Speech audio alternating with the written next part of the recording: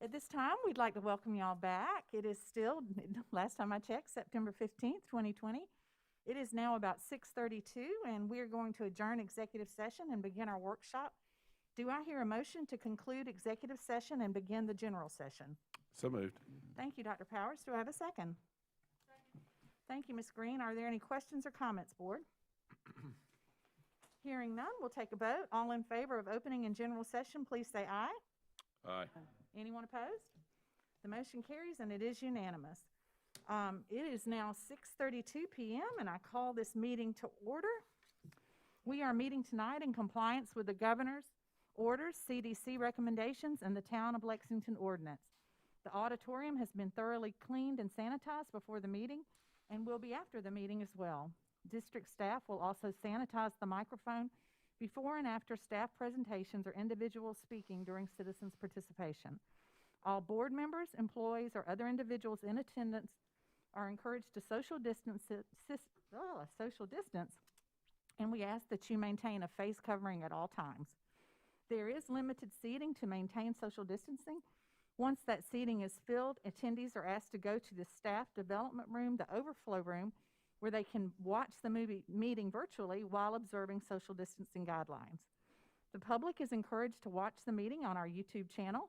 After the meeting, the district will follow its previously established process by posting a video of the meeting to the district's YouTube channel, Lexington One video site, and our own website.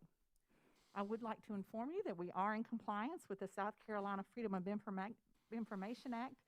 We have notified the media of the date, time, and place of this meeting. And I think we have some media with us tonight. Do we, Ms. Hill?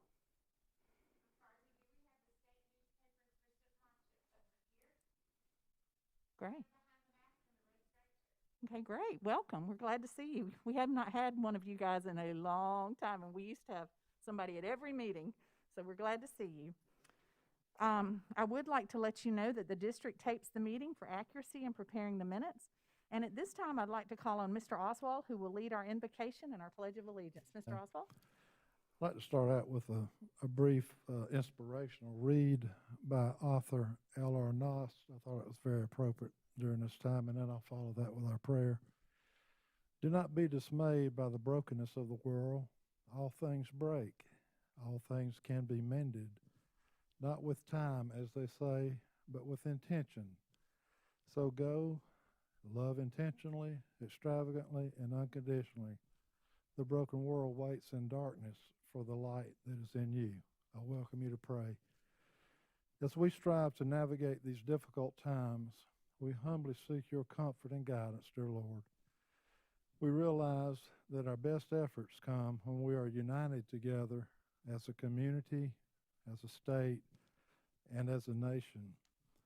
We pray for you to help us to embrace that unity as we work together to keep our children, our teachers and staff, and our families safe during this pandemic. We also pray that we will strive to demonstrate love, compassion, and grace as we seek solutions. For those that feel despair, let us be the ones that provide them with hope. For those without understanding, may we be the ones with patience and diligence so that all can understand. For those that feel forgotten, may we be the ones to extend our hearts with love and concern. Where darkness invades, let us be the light that prevails. We ask these things, Lord, in the name of our Savior, Jesus Christ. Amen. Amen.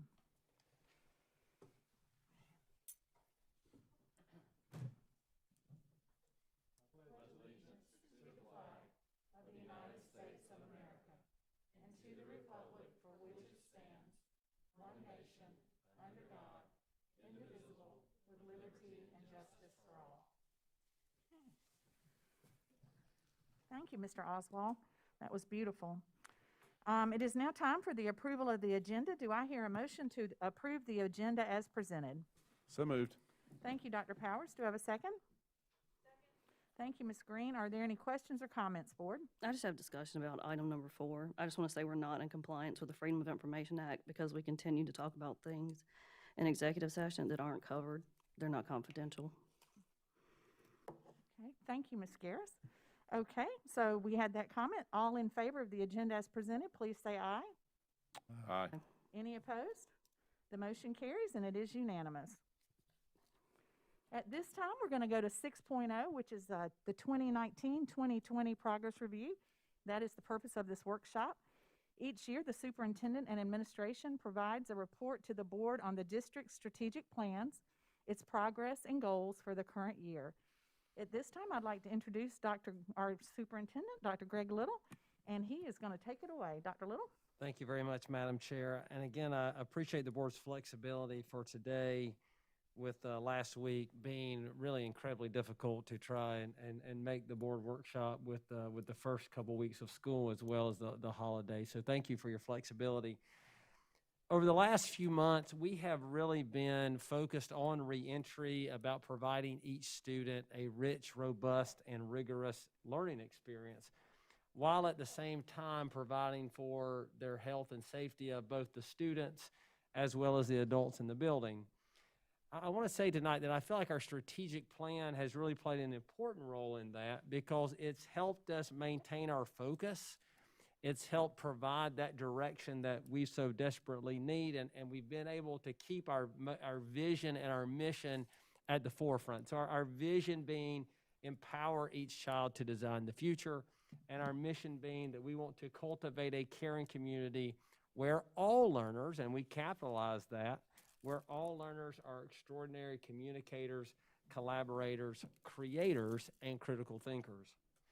Now, despite the fact that we've been navigating these uncharted waters, it's provided us with, again, that sense of direction. We think about it as a true north, as a compass on where to go, and even as a sounding board when we're working through different ideas that we are as we're moving forward.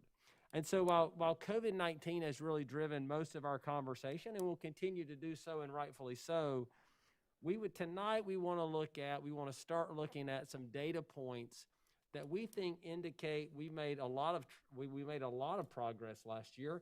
And Dr. Phillips is going to come up and talk a little bit about that, and about how our district achieved and how we were able to move that vision and mission forward.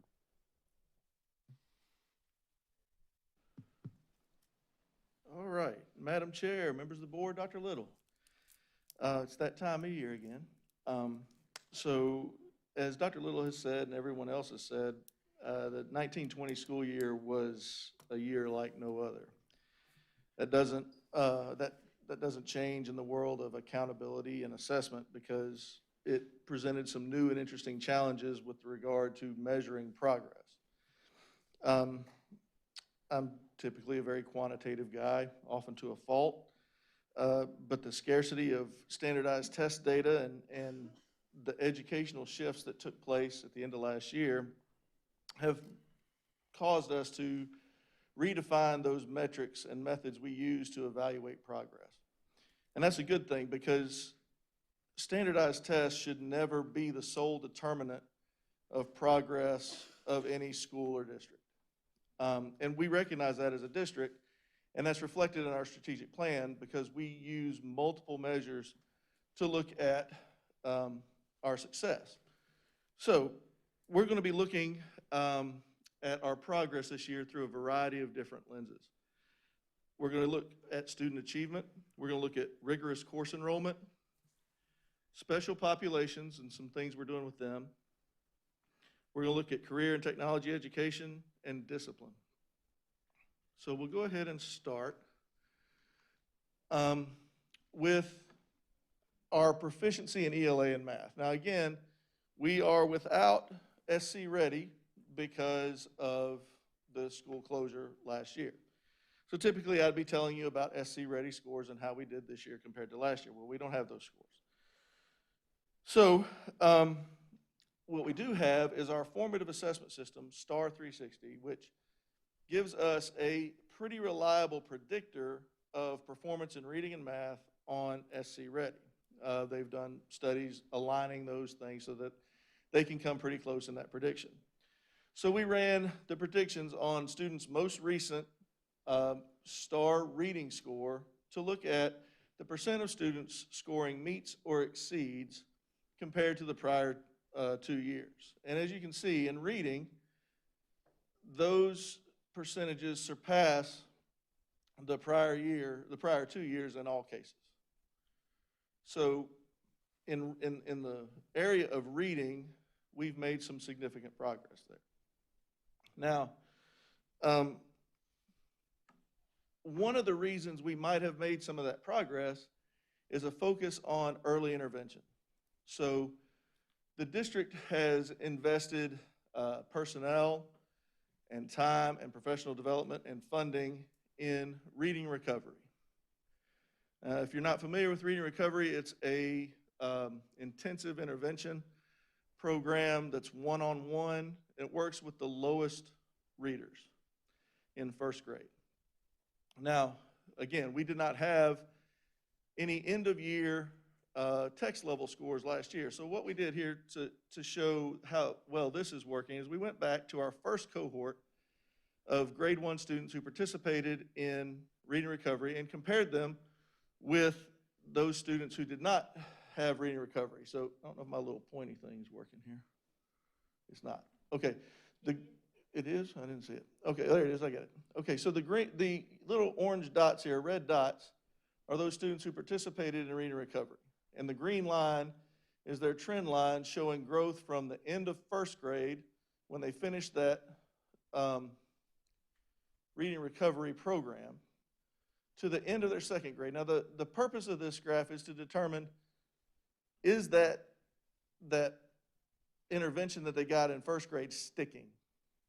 And this indicates that these students over their second grade year showed a greater rate of growth than your typical students.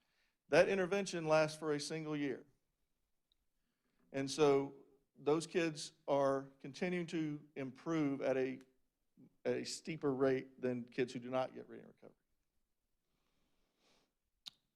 As required by the Read to Succeed Act, we have to provide a summer reading camp experience for students who are at risk of being does not meet in reading. So those lowest students, again, in third grade. So what we see here is just the growth during the summer reading program of this past summer. So, showing their text level at the beginning of camp and their text level at the end of camp. So you can see there's some growth in here in text level. And it's an average growth of 1.2 text levels. Now, that doesn't necessarily mean anything in and of itself right here. So let me explain a little bit further. So in prior years, the summer reading camp was exactly that. It was a camp. And that camp lasted about 6 weeks, about 4 hours a day, 4 days a week. So they got 24 4-hour sessions, and they served about 150 kids, roughly, each year. The average text level change during that camp was 1.02 text levels, okay? This year, due to COVID-19 restrictions and concerns, we revamped that program and made it a virtual one-to-one focused instruction program that really focused on individual student needs. It lasted 12 sessions of 30 minutes each online. We served 213 students, 42% more than we did the prior year, and got 1.24 text levels of growth this summer. So, being the nerd I am, I ran a statistical test on that, and it is statistically significant difference between those two models. And So, Dr. Phillips, is that with the same FTEs assigned and the same cost? That's a good question. I do not know the answer to that. It was the same FTEs, but the important piece is the quality of the FTEs. We've been able every year to use the same teachers in our summer reading program, and that's made a big difference. Okay. So let's move on to math. Math, again, we had to use STAR to estimate those those SC ready levels. And as you can see, in every grade except for grade 3, we made some substantial progress here. Grade 3 showed a little dip over last year. It's a little bit higher than 2 years ago, but it's slightly lower than last year. So one of the things that we're doing is, again, focusing on that early intervention piece. We are piloting a program with a formative tool called iReady, which gives a lot more detail than our early primary grade teachers are used to getting with math on STAR early literacy. It's going to give them a lot more information about math at those younger grades and some instructional resources that will allow them to push those kids up at those earlier grades to get them to where we don't see that little dip. All right. Okay, so our takeaways for student achievement are this, with regard to ELA and math. With the exception of one grade level, and that's grade 3 math, achievement has been trending upward. And we feel like a lot of that growth is due to early intervention, particularly with reading recovery and with our Read to Succeed camp model, which we'll be exploring even further. All right, so the next piece we'll talk about is rigorous course enrollment. So the district has invested a great deal of effort into increasing access to rigorous coursework opportunities for all students. At the end of the 1920 school year, enrollment in dual credit coursework has grown from 357 students in 17-18 to 526 students at the end of last year. This year we have enrolled right now 593 students. Now, from a course standpoint, that growth is from 985 courses taken to 1,542, with 1,644 being enrolled right now. So when you take that into college credit hours, our kids last year earned a total of 4,626 credits, which we estimate at a value of about $2.3 million of savings, college savings, potential college savings for parents. IB follows a similar trend. Now, this is a admittedly very small group of children, but this program is of the highest rigor and quality, and it's good to see that these kids, that more and more kids are enrolling in that program each year. And that's their enrollment year, not their graduation? That's correct. All right. We're hoping too, with the IB programs in our middle and elementary schools, That'll grow even more. that will, because I've been on the board since we introduced IB, and I always thought it was a little odd that you started with high school instead of pushing up. So I'm real pleased to see us do that. Good. So the access to rigorous coursework is also increasing for underrepresented groups, particularly our students of color and students in poverty. So you'll see that in honors coursework, in high school, we had 754 students in 2017-18. By the time last year ended, we were at 944. That's a 25% increase in those students enrolling in honors coursework. And APIB is even better. It's a 47% increase, up from 206 students to 303 for our students of color, our underrepresented students of color.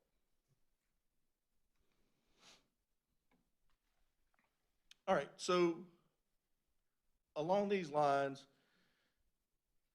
the students participating in dual enrollment overall is up almost 50%, so 47%, and the number of courses taken is up 57% since 2017-18.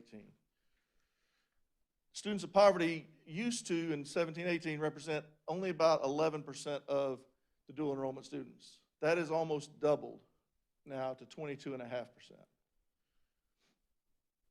And students of color taking at least one AP, IB, or dual credit course has increased by over 30% over the past 3 years. All right, moving on to our special populations. And when I'm talking about here are students in response to intervention and special education. So one of the innovative approaches the district has taken to address the need of special populations, namely these RTI kids and special ed kids, is a shift from a pull-out model where students are removed from the general education classroom to receive support to a push-in model where a teacher comes into the classroom to work alongside the general ed teacher to provide those supports for students. This has given some opportunities that weren't there before. So, for example, RTI has moved to a full implementation of push-in at the middle school. And what they've seen is that students have more opportunities for exploratories, and there's more of a link between the intervention support and the core curriculum. So instead of those things existing in isolation, they're now together, and instead of teachers feeling or like when they're removed from the class, they no longer are their responsibility or they can't have any control over that, they now are working together with the support person to improve the education for that student. And there's at least partial implementation at all of the elementary schools. You can see here where we are with that. For special ed, this past year was a little more of a developmental year. So there was a lot of piloting going on. So with reflection tools and collaboration procedures, doing learning walks to see how things were going in the places that were piloting things, and PD and coaching for those teachers. Now, there was some implementation at some schools, and what they are finding is positive effects for special education teachers, general education teachers, and administrators. So here's some of the benefits that special ed teachers saw. So first, they were able to get better information to parents about student progress because they were in the general education classroom with those students. And they were able to provide strategies that the general ed teacher may not be familiar with in real time. They're able to keep track of kids with regard to the standards just by providing that differentiated instruction. And this was important. They felt more included and needed by the general ed teacher, and they didn't feel like an intrusion. And again, they were able to work with gen ed students to better gauge levels at which their students were able to work. Now, the general education teachers felt like they were getting more support by the special ed teacher, and they were able to work cooperatively with the special ed teacher to use data to drive their instruction. Because again, the teacher's there and it's real time. And they're able to conduct small groups that were more individually tailored to the kids in those groups based on their IEP needs. And then administrators got some additional training.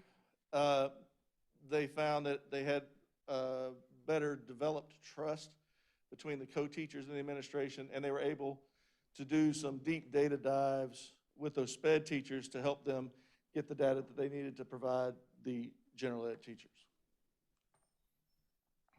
The third group we'll talk about here is our English language learners. So the number of our English language learners tested each year on the English proficiency test, Access, has gone up slightly over last year. The percent of students meeting their progress goal, each student has a progress goal based on their starting point. And so the number of students meeting the percent of students meeting that progress goal actually dipped slightly, although it's not a drastic drop. But the number of kids who are scoring proficient actually went up slightly, okay? So the takeaway from this is that the number of our ELL students continues to rise. Results remain relatively consistent over time. Statewide, districts often operate ELL programs with very limited resources.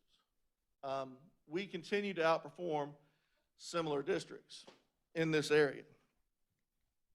One thing that we've done is that beginning this year, we have sort of revised our strategy for leveraging Title IV money, which is additional support money for different groups, and to the Title III grant rules. Okay, so Title IV can be used to fund other title programs. Title III is your ELL fund. So by leveraging those additional funds, we were able to provide personnel, so 2 additional ELL teachers in some of our schools with the higher populations. And we were also able to provide some online English instruction software for our lowest kids in the form of Rosetta Stone.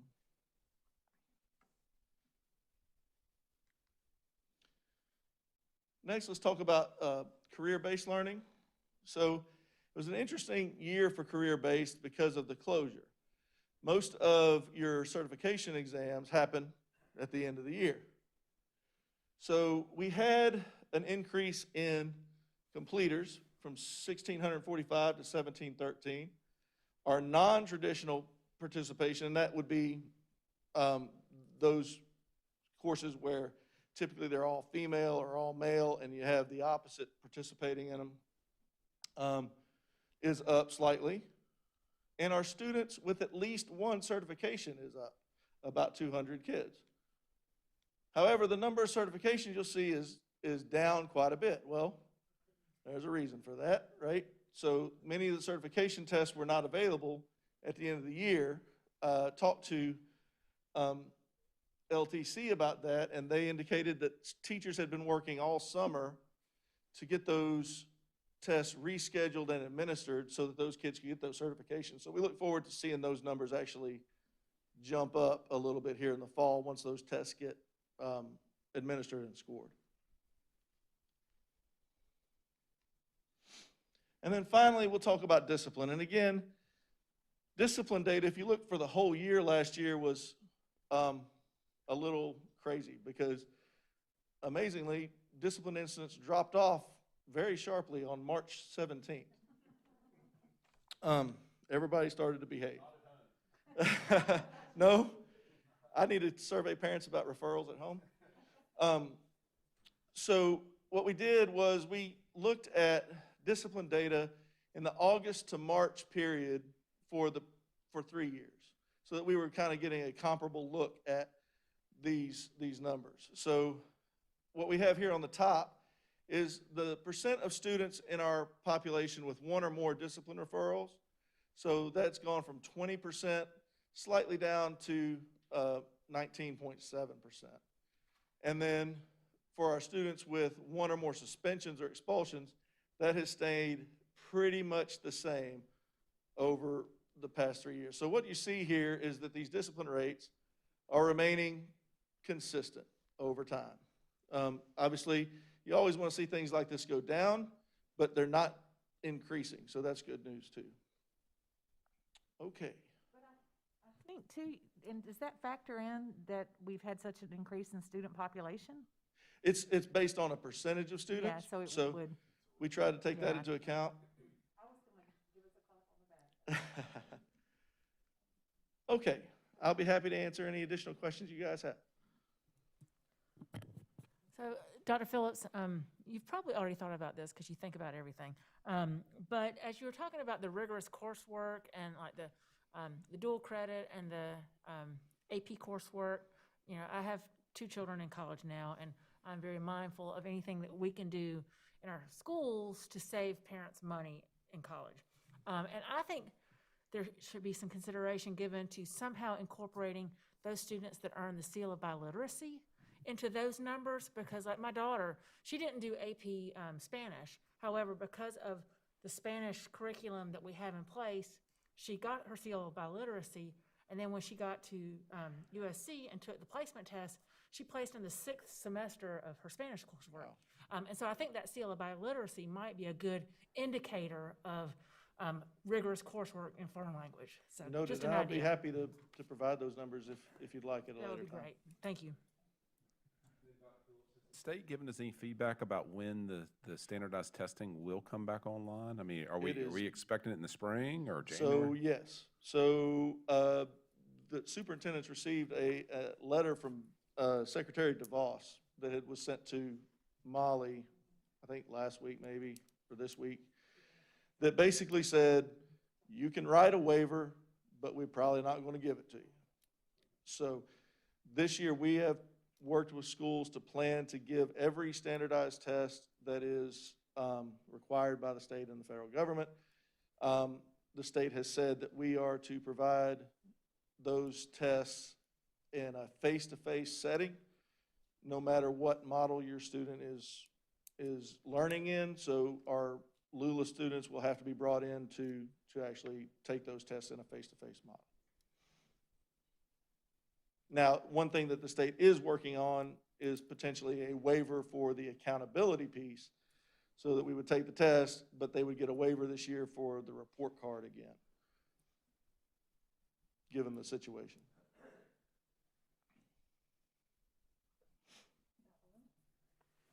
All right, thank you, Dr. Phillips. We Thanks, sir. appreciate that data review. Now, a moment ago, we talked about our strategic plan. Well, part of our strategic plan included portfolio projects. Now, portfolio projects were really an essential component of our efforts. The goal of the portfolio project, remember, is that we wanted to identify important work that could advance our district's work quickly, and we would really consider that a high leverage strategy.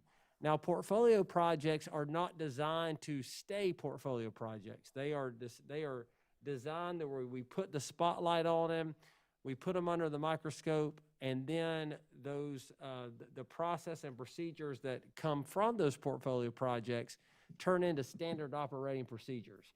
Well, this year we are actually going to wrap up 2 of our portfolio projects, and when we say wrap up, it doesn't mean we're going to quit doing them.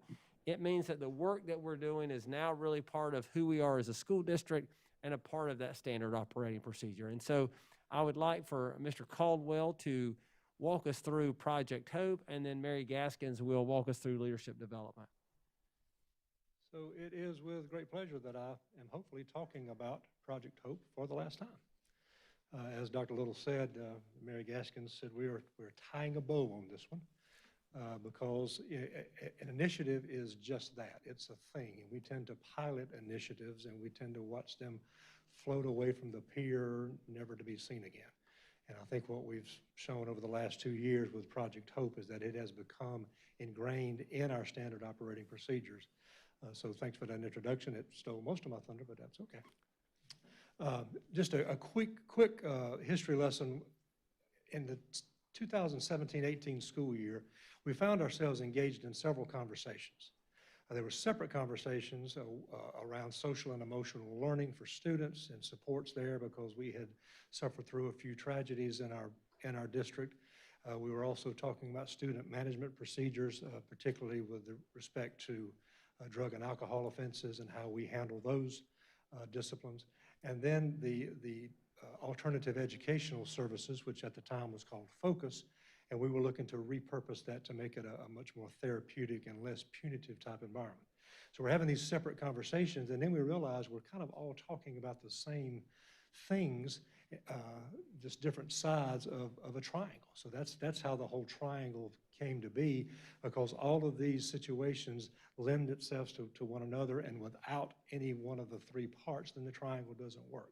So I just want to very quickly tonight talk about some of our successes and some of our challenges with Project Hope, and again, reiterate the fact that that nothing that we've been doing is something we're going to stop. We're going to continue doing it, but we don't have to talk about it as something that's new or something that's an initiative. It's just our standard operating procedure. So the first part with respect to student management procedures, and again, this is the drug and alcohol offenses, and if you'll remember, prior to Project Hope, a student who had a drug or alcohol charge almost always, if he or she did not get expelled completely from school, wound up at what we then called focus. There was some counseling that was provided, but basically what happened is that the students would spend some time there. They would come back to school. They would often recommit, and we just scratch our heads and go, gosh, I wonder why that happened. And so then we took this, what at the time I felt like was a very bold step, in that what if we had those students who had a drug or alcohol charge, and depending on the totality of the circumstances, we allowed that student to return back to school. But as a commitment to return back to school on probation to their home school, the parent and the student had to agree to several things. They had to agree that the student would go through pretty stringent counseling for drug and alcohol. The family had to agree to go through family counseling. And the student had to agree to be randomly drug tested for a year. So really the sanctions we placed on those students were more than we placed on them when they went to focus at the time. But what it allowed is that student continued to be in the band, that student continued to take French 4, that student continued to do all the things that he or she had the privilege to do while at his or her home school. And so when we talk about a success rate, what that means, that 75% success rate for the 18-19 school years, that means that 75% of all the students who we deemed Project Hope students were successful, meaning that they've successfully completed. Well, by this time, the 75% have successfully completed because it's 2-year-old data. 75% of those students completed. For the 1920 school year, which again abruptly ended in March, 83% of the students had either successfully completed or were successfully engaged in that. And at this point, I need to share something with you that's probably pretty obvious. The counseling and the drug testing and all those things stopped in March with the onset of COVID. I'll also tell you that as we continue to move forward with our reentry plans, it is our plan next week to bring to the board several policies that may need to be reviewed, that may need to be adjusted, and one of those policies being our drug and alcohol policy. And so I'm planning on bringing that policy and perhaps some others for your consideration and possible review next week. So I want to tell you that right now, because we have not yet begun to drug test at this point. We would not have begun to drug test at this point in normal circumstances. But this year is anything but normal, so we feel compelled to discuss that policy and some others to get some guidance and direction. So that'll be coming next week as a part of our reentry conversations.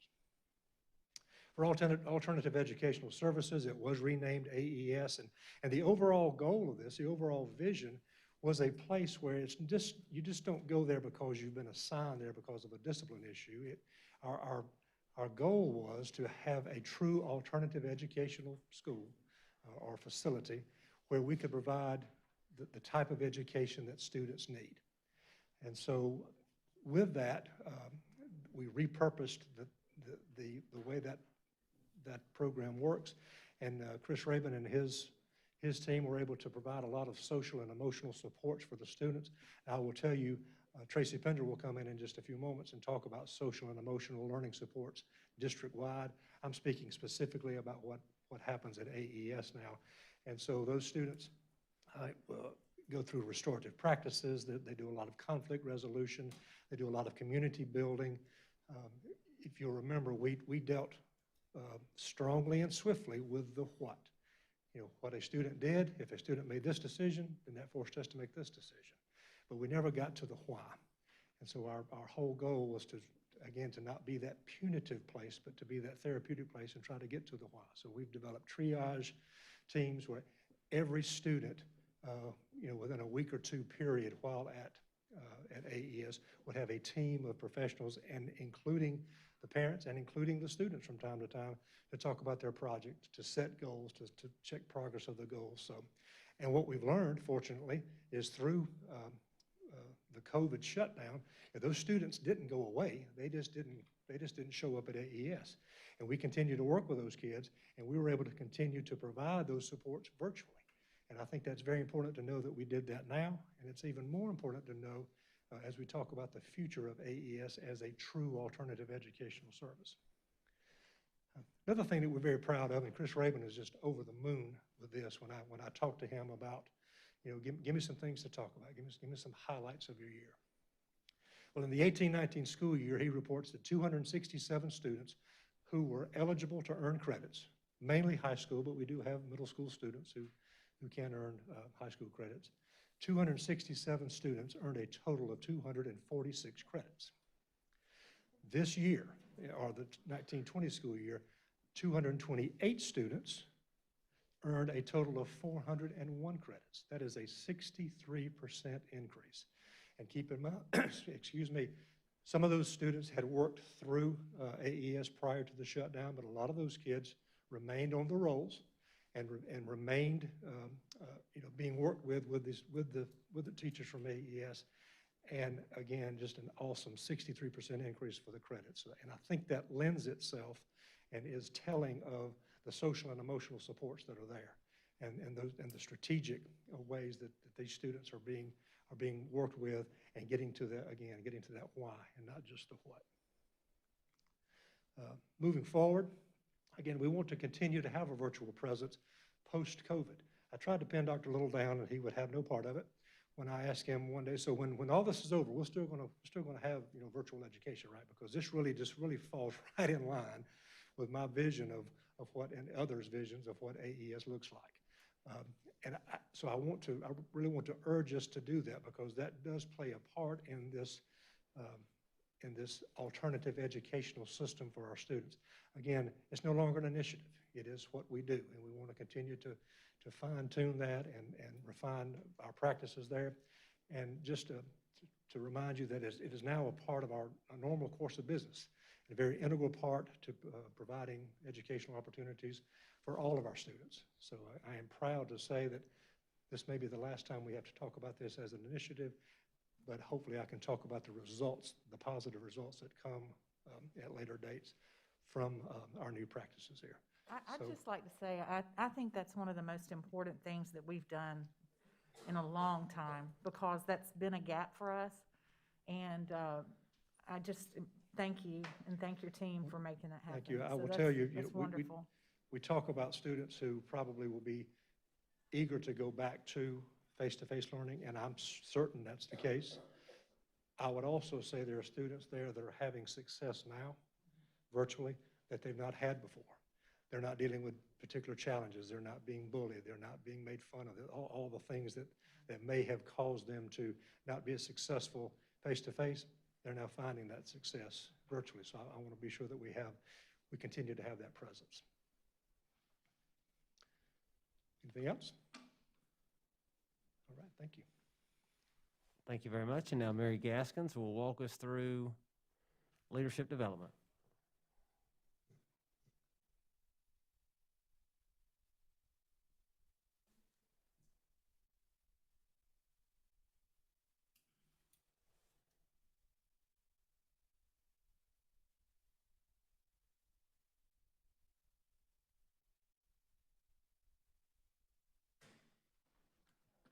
Thank you. And I get very excited when I talk about this work, so I'm going to stick to my notes tonight, so I stick to my time.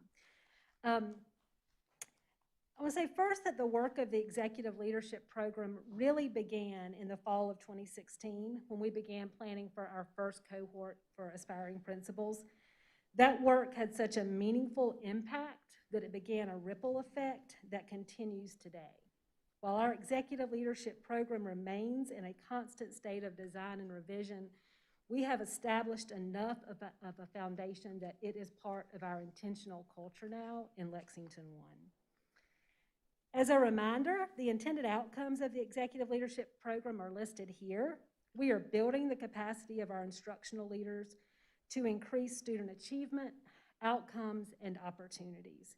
We are committed to creating equitable learning outcomes for all adults in the system, regardless of where they lead. We want to retain our high-performing employees, knowing that if we don't give them opportunities to stretch and grow here, they may decide to lead somewhere else. We are also continuing to develop more transparent and rigorous hiring processes, and ultimately, we are creating opportunities for staff to take ownership of their own learning with the leadership development process. With those outcomes in mind, we developed a leadership continuum and competency-based standards for 4 key roles. For each role, we have created multiple pathways for development and feedback aligned with the leadership standards. As I shared earlier, every new aspect of the program reveals additional opportunities to expand and enhance how we develop our leaders.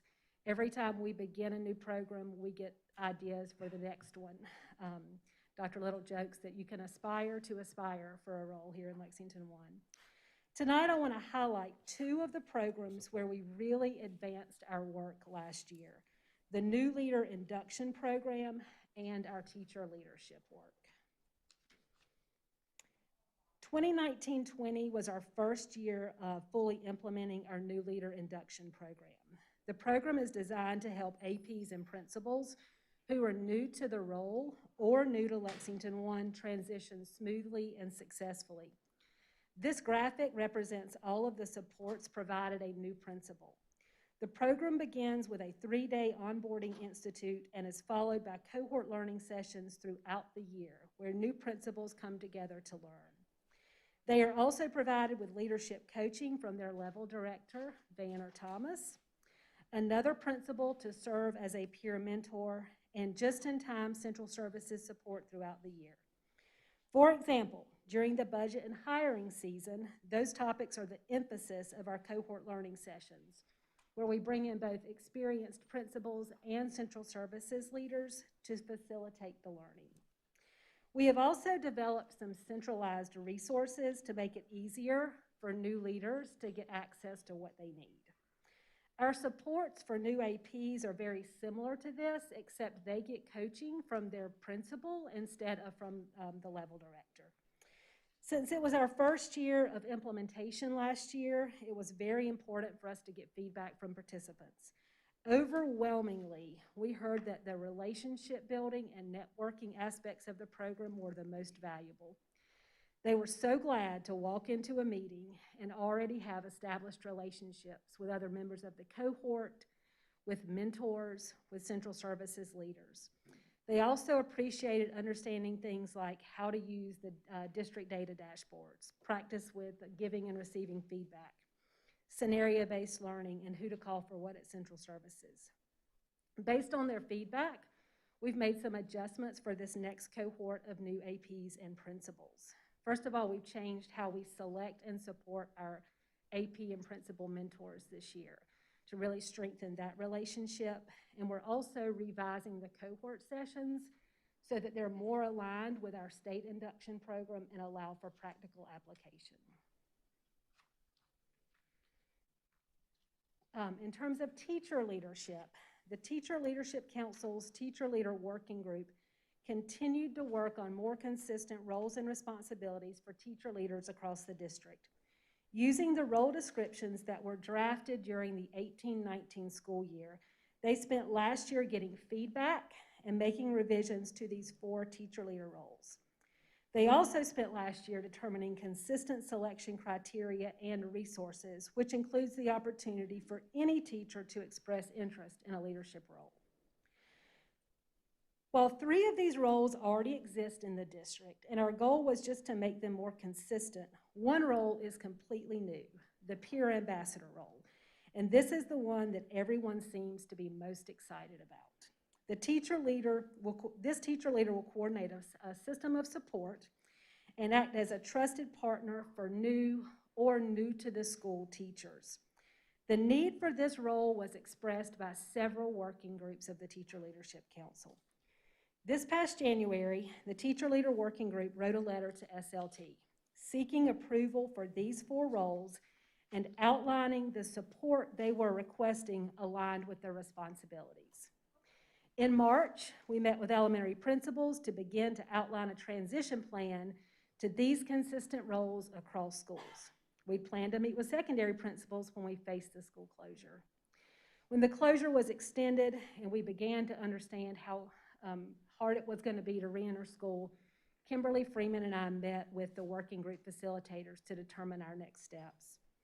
With all the work that has gone into this, they were concerned about this getting lost and wanted to wait and implement it at a time when we could do it in a targeted and meaningful way. So our new plan is to begin transitioning to these roles in the 2021-2022 school year. Since the selection criteria and resources have now been developed, schools will have access to what they need to begin that transition this spring in preparation for the following year. Also, that will give the TLC working group this year to also continue to develop the support resources that will be provided for teachers in these roles. I'm sharing just a few of the comments from the feedback we received from teachers.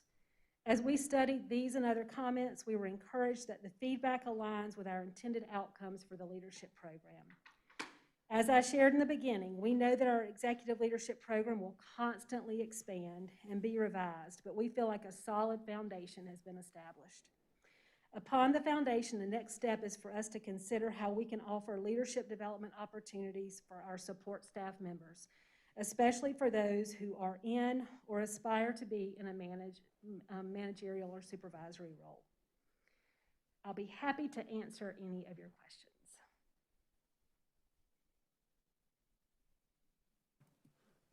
I would just say thank you. Of all of our portfolio projects, I think if we had not doubled down on developing internal talent, both with the economic boom that was present 2 years ago, and I mean, teachers were leaving and principals were leaving because, I mean, they had other choices, as well as this COVID pandemic, which essentially has forced some people or scared some people out.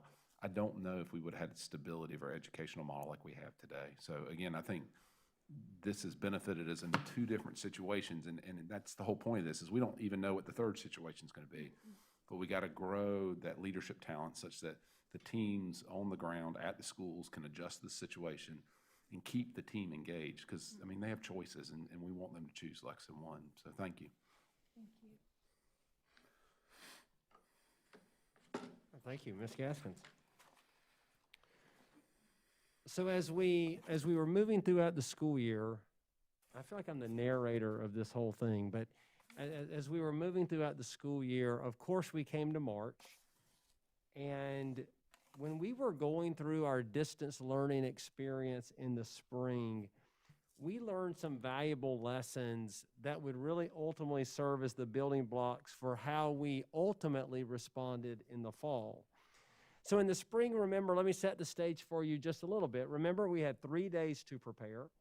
We were living with the stress and anxiety associated with a global pandemic and mass quarantine. And as we lived with that fear and anxiety of that time, I must tell you, I'm incredibly proud of the work that we did during that time. I'm incredibly proud of how our staff came together, the effort that they put forth, whether it was feeding students, whether it was creating model lesson plans from scratch, often by themselves and with very little prep time. They did all of this work because they saw they needed to step up and help serve their community.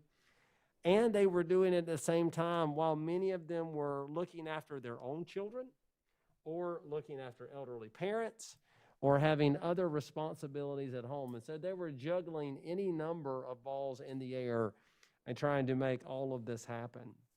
So having said that, I think it's important, though, that we still learn from our feedback. So if you'll remember, we sent out a survey and we requested feedback on how we could have improved that process and what we could look for in terms of turning our attention to the fall.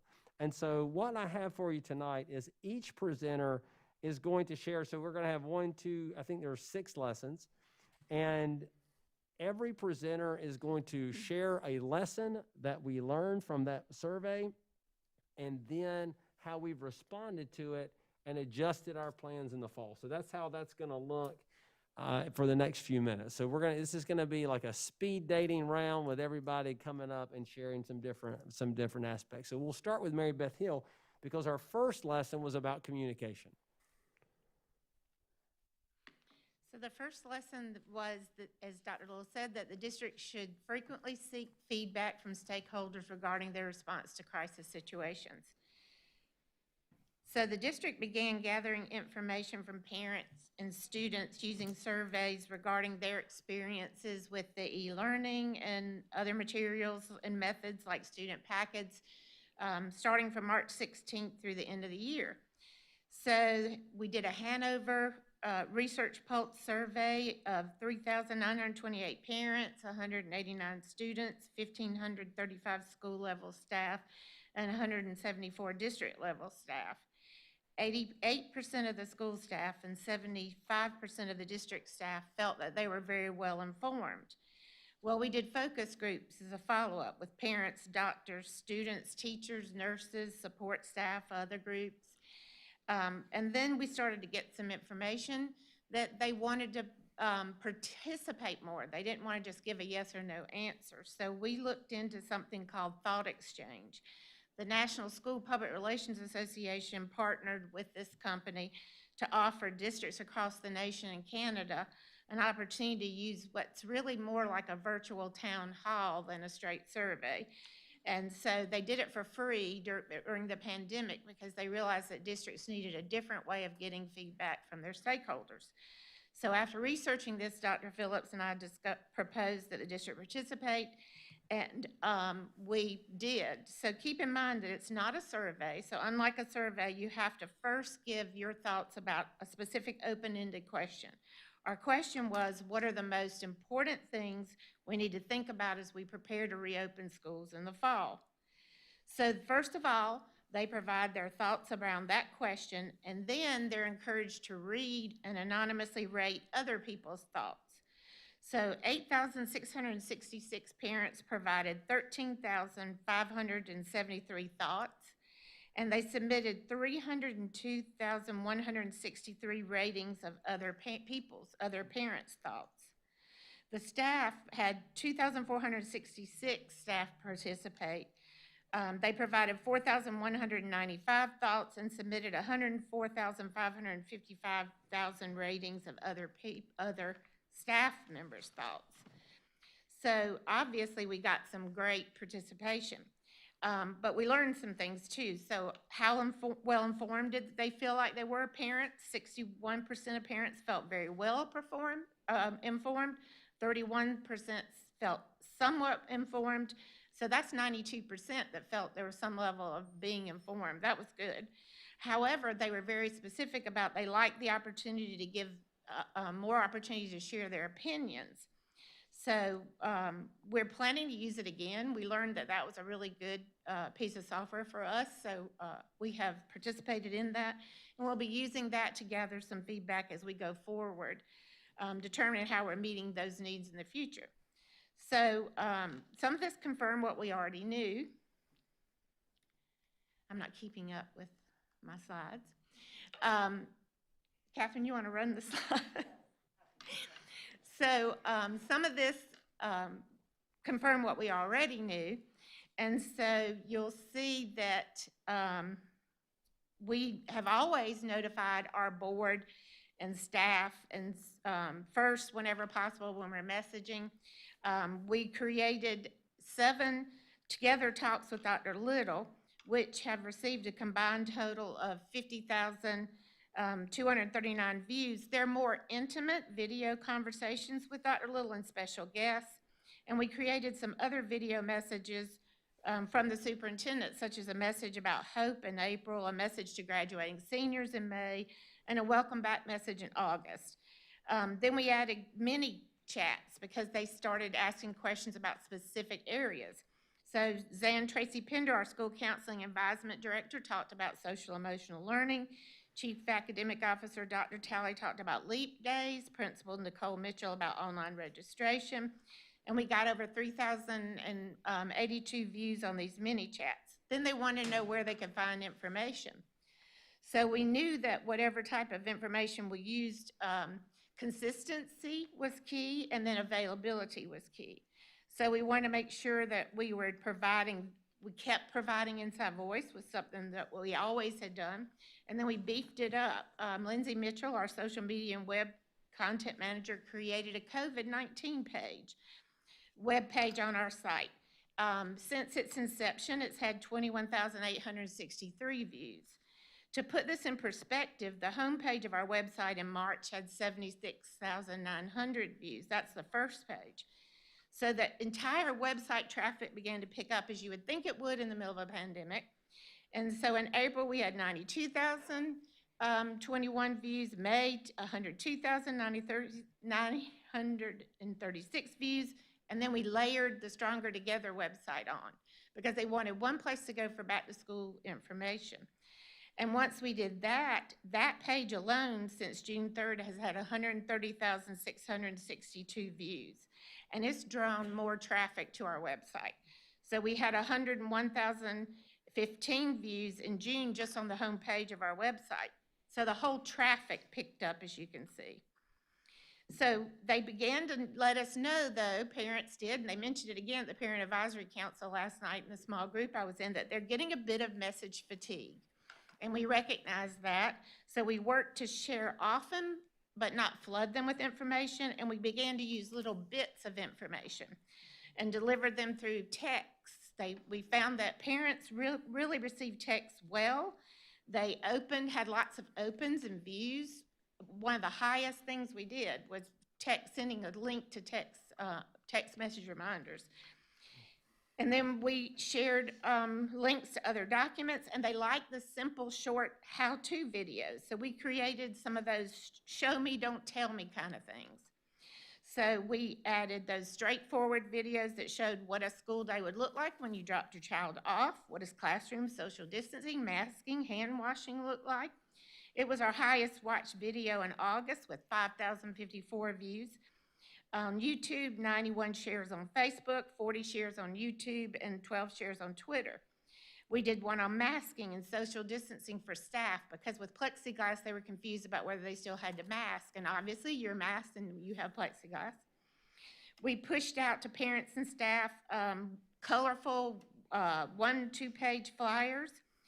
You'll see those online, daily schedules, typical day as an online learning academy student, top 10 things you need to know as we head back to school, week 1 by the numbers, things like that. So we continue to do that, but what we learned is if I send an email out with information, I can expect to get anywhere from 500 to 1,000 email back. They have really asked questions. So we've spent a lot of time creating question and answer documents. They've asked for a new question and answer documents last night in the Parent Advisory Council. So we continue to respond to what they are asking for rather than just assuming we know.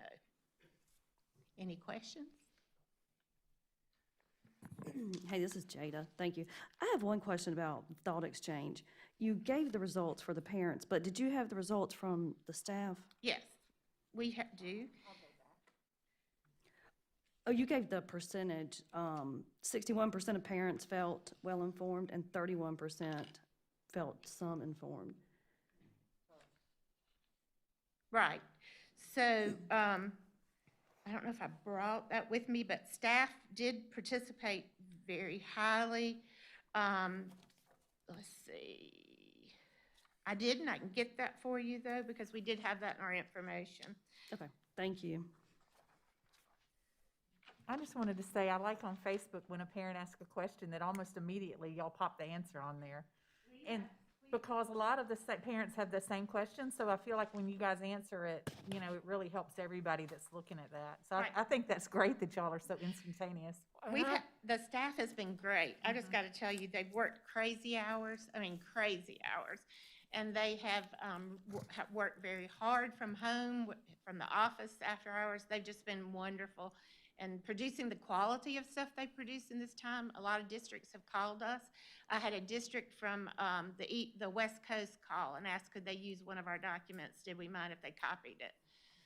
So, I mean, that's real compliments. We've been in a national publication mentioned. Our Stronger Together website was cited. So we're really pleased with what we've been able to do in this kind of environment. Ms. Hill, I want to comment the week 1 by the numbers, one pager. I love that. I shared it on Twitter and on Facebook, and I have a number of folks that I know that are teachers in Tennessee and North Carolina, they shared it and tagged people in their district. Hey, did you see this? So that was excellent. That just, so much informative data, clearly depicted with good graphics. Right. I want to give credit where credit's due. That was Catherine's idea. So this is Catherine McPhail, our communications director, and she did a great job working with Lori Hettle in our office, who's our artist extraordinaire. And so they did a great job getting that together. Yeah, infographics like that are a great way to get a lot of Right. information out. Thank you. All right, thank you all very much. Let's go ahead and we're going to try to move as quickly as we can here. We're lesson number 2. The state and district need to address the digital divide. And Dr. Talley, talk to us about our response to that as we plan for the fall.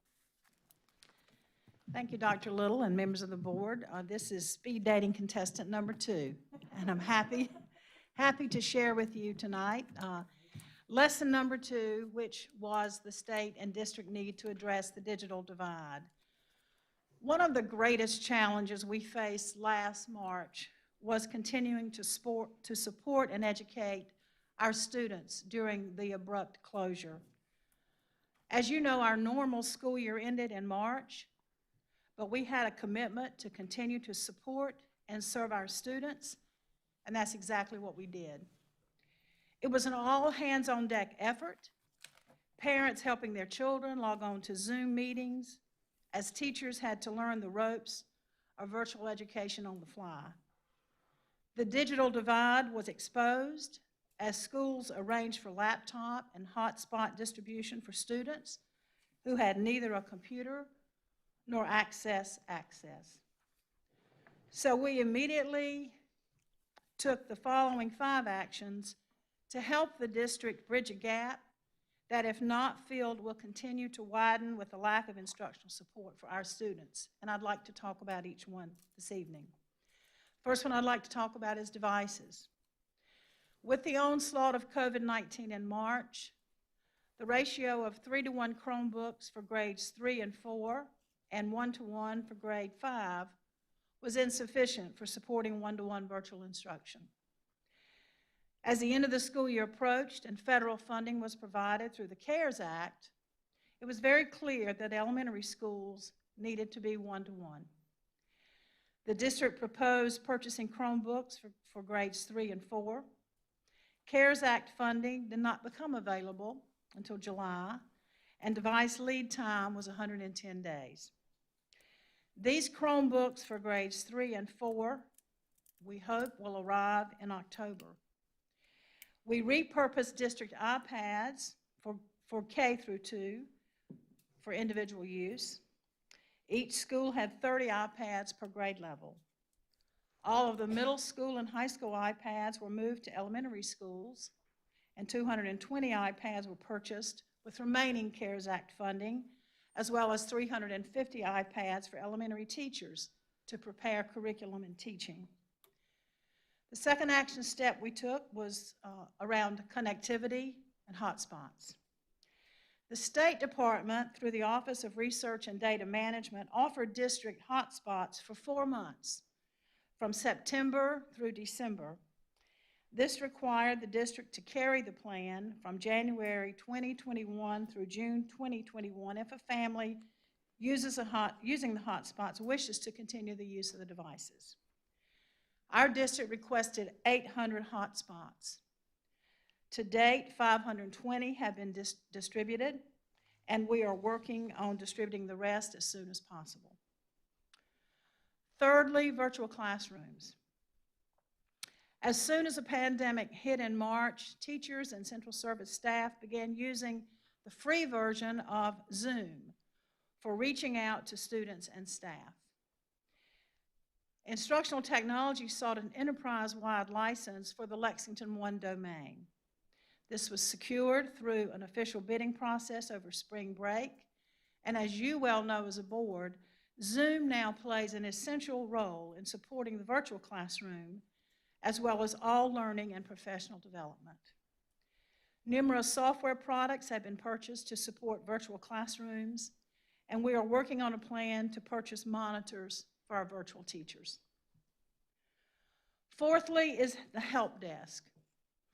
High schools, when they began one-to-one technology, they had help desk resources in place with both a full-time help desk and a full-time technician. Middle schools began one-to-one with a full-time technician who also serves as a help desk resource. This is challenging for middle schools, especially for middle schools with high enrollments. Our elementary schools began one-to-one with no full-time technicians and no help desk. Elementary technicians serving at the district support 2 schools each week. Our hope is that ultimately we will be able to add 9 additional technicians, because those are needed to have one at every elementary school. Dr. Talley, is there any way we can leverage the CARES Act money and fill those positions? Is that what we're looking to do? We can look at that. We'd have to make amendments, but we're certainly looking at every corner. I know it's one-time money, so it would be That's right. interesting to how we would go forward with it. I know that hopefully, I think some more of that money is opening up. I think. Fingers crossed, we hope so. Yeah, Right. okay, thank you. Mhm.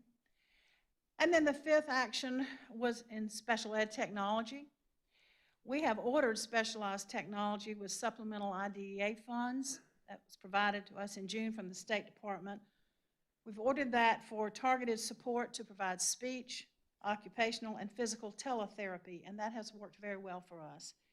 We've provided iPads and Chromebooks for instructional assistant support for special ed student instruction during our e-learning days. I can commit to the board that we will continue to monitor and react to the digital divide so that all of our students have access to the tools they need to be successful. Thank you for letting me share this lesson. And now Natalie's going to share contestant number 3, lesson 3.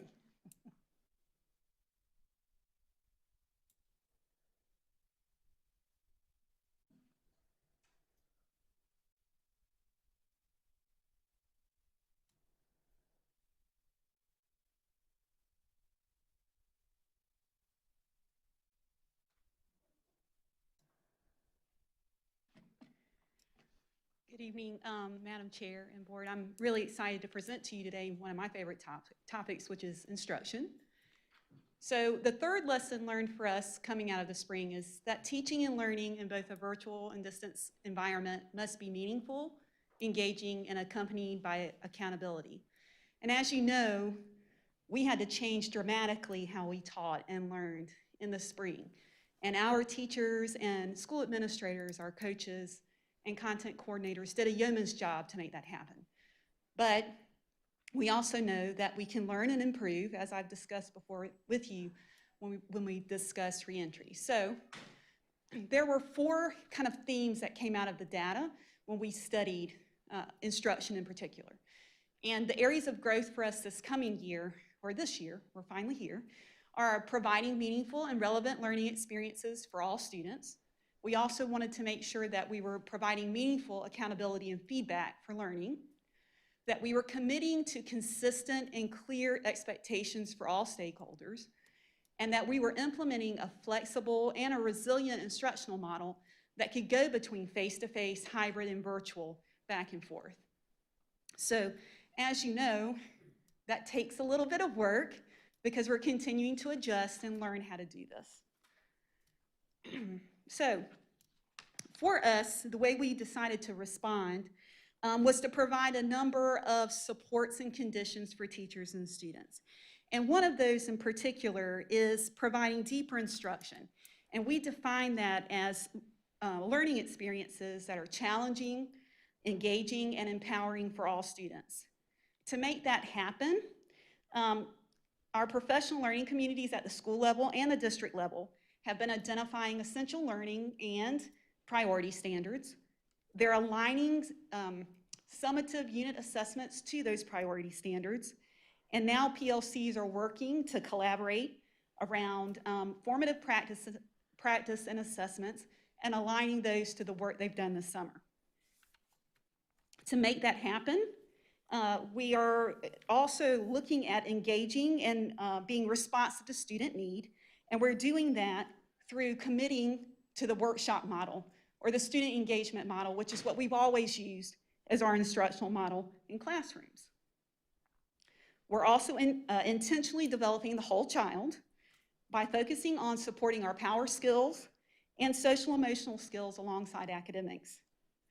To make that happen, though, it takes a lot of professional learning and collaboration at the school level. So we are doing some intentional work around implementing the workshop model in a virtual environment, as well as face-to-face. We're also working with schools to provide support around frequent formative feedback to monitor academic progress. We're looking at how to support teachers in building classroom community in a virtual space. That's brand new for them, as well as how to manage virtual classrooms with things like routines and norms and celebrations. And then thinking through how to structure advocacy time to support power skills and social emotional skills like self-awareness, self-management, responsible decision-making, and relationship skills. To empower students and to engage them this year, we are also doing things like supplementing their instruction with print text, children's books, and other manipulatives when they're at home with e-learning.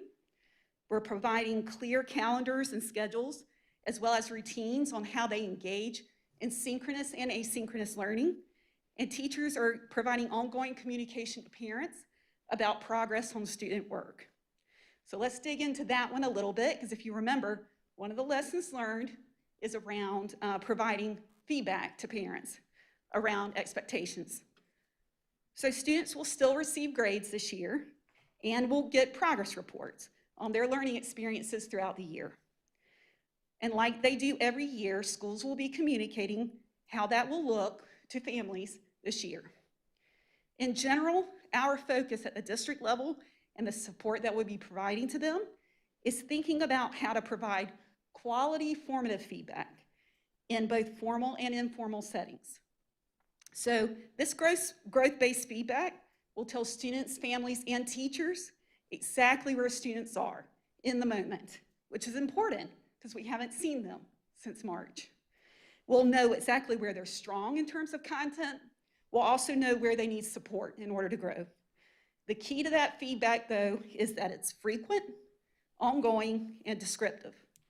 And so that will help teachers and caretakers to know how to help children to self-reflect on what they know, as well as to help them goal set on how to get better.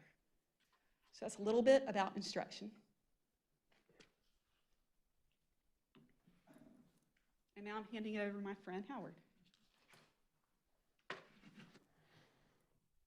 As Howard is coming to the microphone, I just want to take this opportunity to thank him and his team for all of their work in creating our Lexington 1 Online Learning Academy essentially from scratch.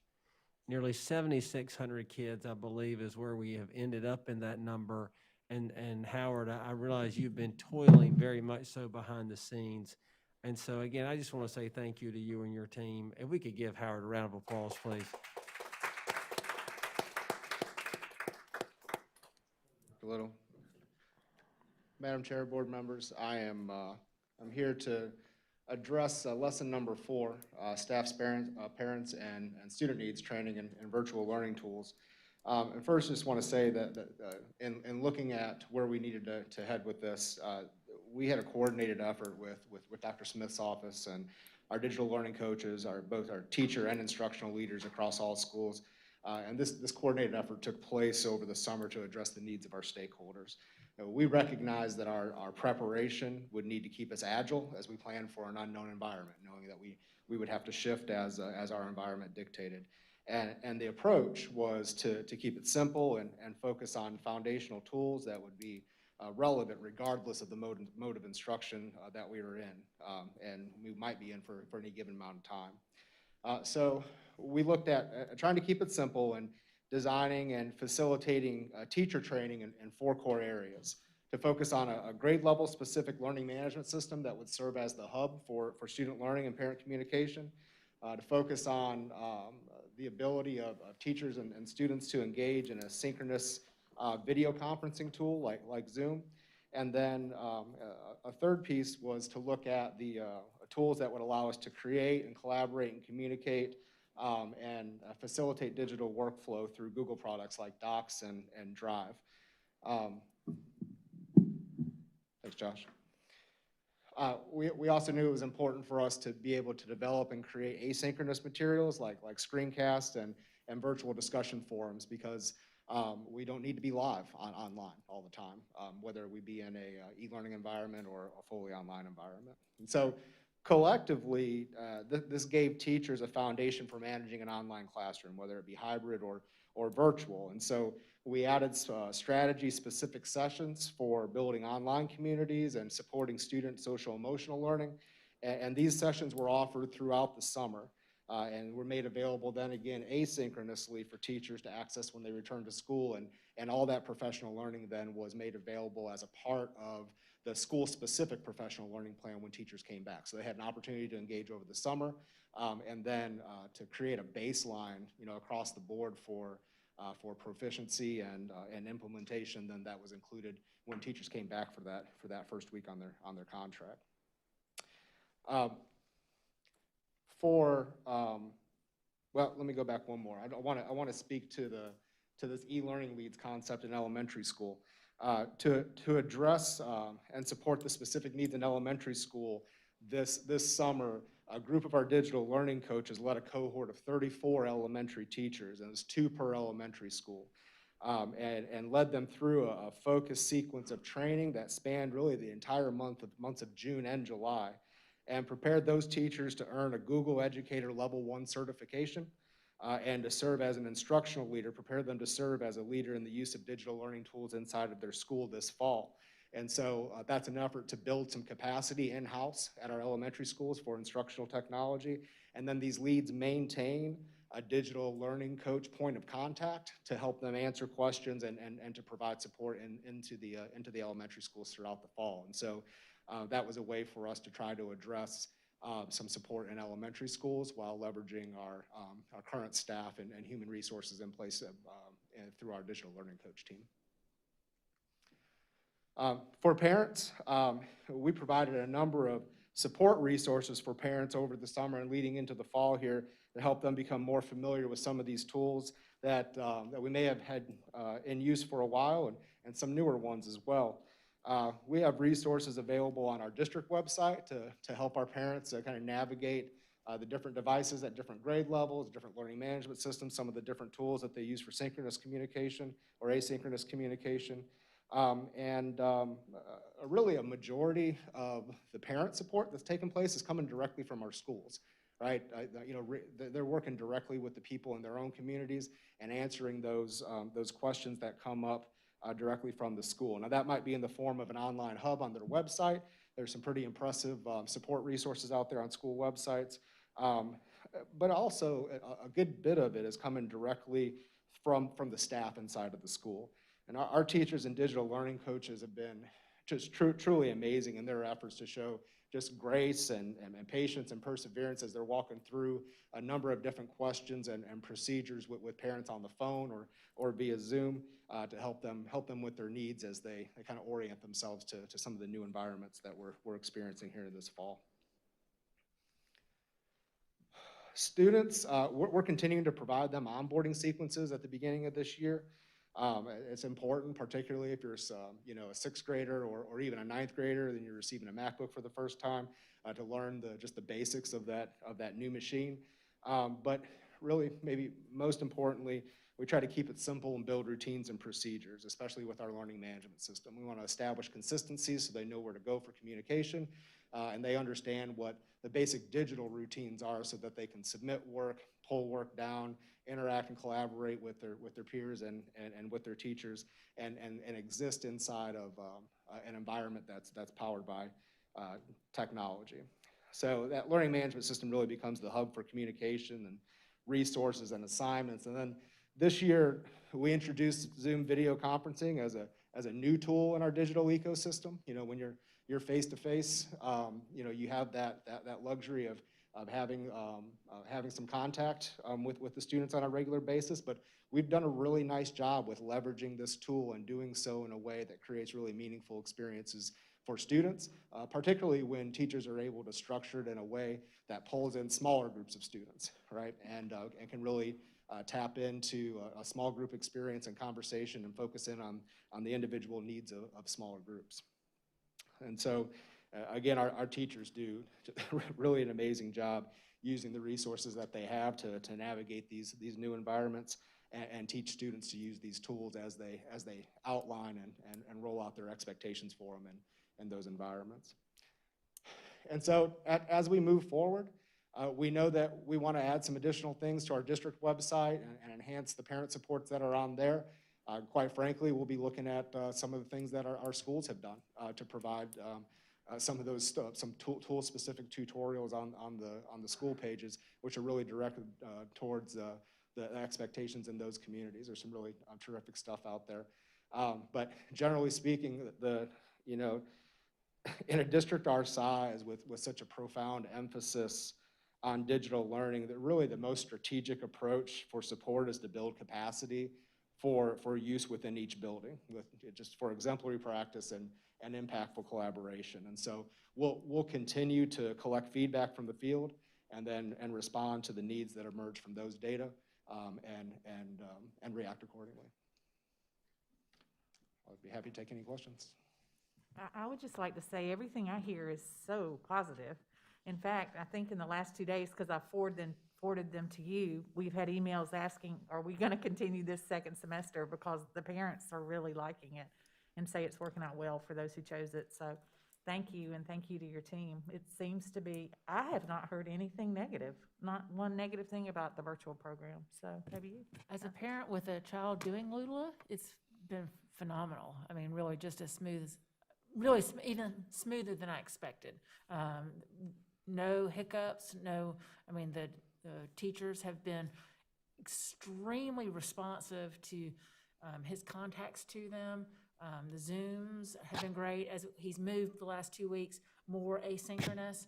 I'm actually seeing some self-direction and management of his time. He did one way last week and decided he wasn't crazy about how he had broken up his day. So he said, I think I'm going to try something different this week. And I'm like, wait, we might actually have a little bit of, maturity here. This is great.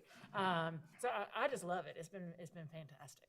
Yes, ma'am. Thank you both. We're learning things every day, and we're driven to continuously improve as we work through the third week of the school year.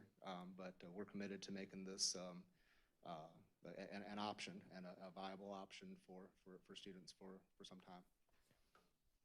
Thank you very much, Mr. Bissell. Thank you. And our lesson number 5 is going to be brought to us by Mr. Van Bowers and Dr. Thomas Rivers. It says speed double date.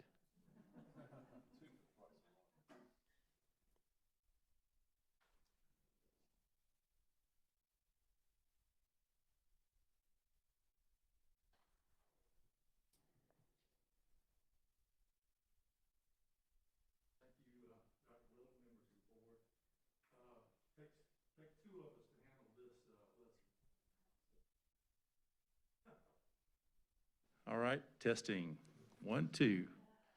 All right, so as I said, takes 2 of us to handle this lesson. This is an important lesson about how we communicate with students. When our instructional model had to change abruptly in March, it was important that we made sure that we were getting information from the field. And so through a series of surveys and focus groups, we developed 3 growth areas, and these were that we need to emphasize the importance of constant personal communication with our students. That is so important to make sure that we're communicating regularly and making sure that we're keeping them in the instructional family, in the school family. Also, we know that we need to develop watch list of educationally and emotionally and physically at-risk students. And we certainly have been able to do that through our RTI and mental health teams, as well as our district dashboard. Thank you, Thomas. Sorry about that. Yes, thank you. Sorry about that. And also, we felt it was extremely important that we maintain regular check-ins with our students through teachers having office hours or designated times in the day where they were touching base with our students. So as we think through this and we develop some action steps that we are certainly carrying on today, we were able to take advantage of leap days in August, and these were 5 days that the state allowed us to bring in students early. And this was very important. These were very important days where we brought the students in and we addressed their social emotional learning needs. It's just to get to know you again. You haven't been in school for several months, and this is the way we do school. So we had to talk about new procedures, new safety procedures, and also wearing masks. And we also took advantage of some of that time to do some instructional benchmark assessments that the state requires of us. So we really had a great opportunity to bring those kids early. Also, we're able to feed them breakfast, lunch, and provide transportation for them. So I just want to give a shout out to all of those departments who came together in a collaborative manner to really make that happen, because that was a huge undertaking. Also, during this time, we were able to get a jump start on some of our IEP and 504 meetings to develop instructional plans for our students. And also, another thing that we're very proud of in our schools is that schools have protected times in their schedules where we address social and emotional learning of students. This comes about through morning meetings, through crew time, through advocacy groups. It's different in certain schools, but we have designated times where we can spend with students addressing social and emotional needs. Our principals did a wonderful job in their communications with students and families over the summer. They really learned a lot about how to use social media and communicate with their families and students. Many of them made special videos that they sent out to their students, and the kids really enjoyed seeing those videos. Teachers, the same. Lots of school messenger notices and emails and phone calls, and in many cases, personal visits. I know that I myself even took several personal visits to deliver packets and meals, and again, it was just a real collaborative effort to do that. And speaking of meals, I can't say enough about our food service folks, our bus drivers, once again, for the feeding sites that were set up throughout the summer. And not only did that do a wonderful service in making sure kids had something to eat, but it also gave us the opportunity to do that check-in with kids, and they get to see their teacher and their principal and just folks that they haven't seen in a long time, and that was certainly very productive. So Dr. Rivers? Okay, grab the mic. All right.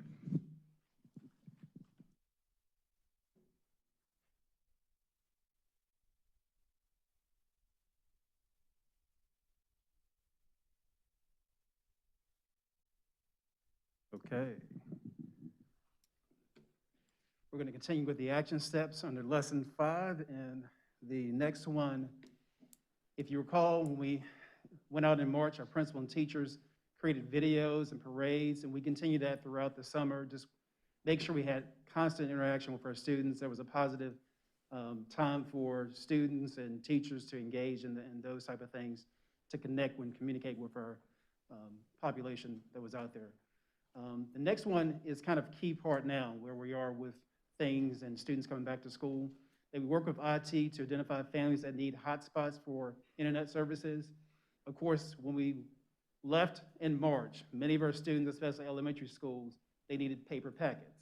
And so a lot of families and students did not have the connectivity. And so to increase that communication, we now have hotspots available to all of our families. So everyone is one-to-one. And so even those students who are in Lula, those students who are in hybrid, they have a device in their hands, and with the assistance of a hotspot, they can connect with families and they can connect with teachers constantly. So that communication is ongoing with our students and staff. School principals met regularly with staff to make preparation for re-entry. Zoom is kind of our friend now, so we learned more about Zoom over the summer, just like the entire nation. And so summer planning began with principals talking with teachers, meeting with administrators, getting ready for the school year. So they communicate just as much as teachers are now communicating with students just to get ready for their reentry and those reentry plans. Dr. Rivers, may I ask a question? Yes. Can we go back to hotspots? Sure. I know, I know each hotspot has a cost, and how are we funding that? Are we funding that with CARES Act money as well? Yes, we are. Okay. CARES Act funding has helped us out tremendously with hotspots for our families and for what, do the you know what students. provider we primarily use for those hotspots? I don't have the information. Mrs. Salters, do you? Okay. I knew and I can't remember, but I can get that for Well, you. I just was curious. Yeah. Okay. Yeah, I knew there was a cost associated. I just was curious about that. Thank you. Okay, sounds good. We'll get that information for you. And I think during Dr. Talley's report, she said the CARES Act covers it through December, but in the spring, we're on the hook for it. So, and we haven't deployed all 600 spots or whatever the number was, Right. so, But we are hoping to get more funding. right, yeah. Okay, thank you.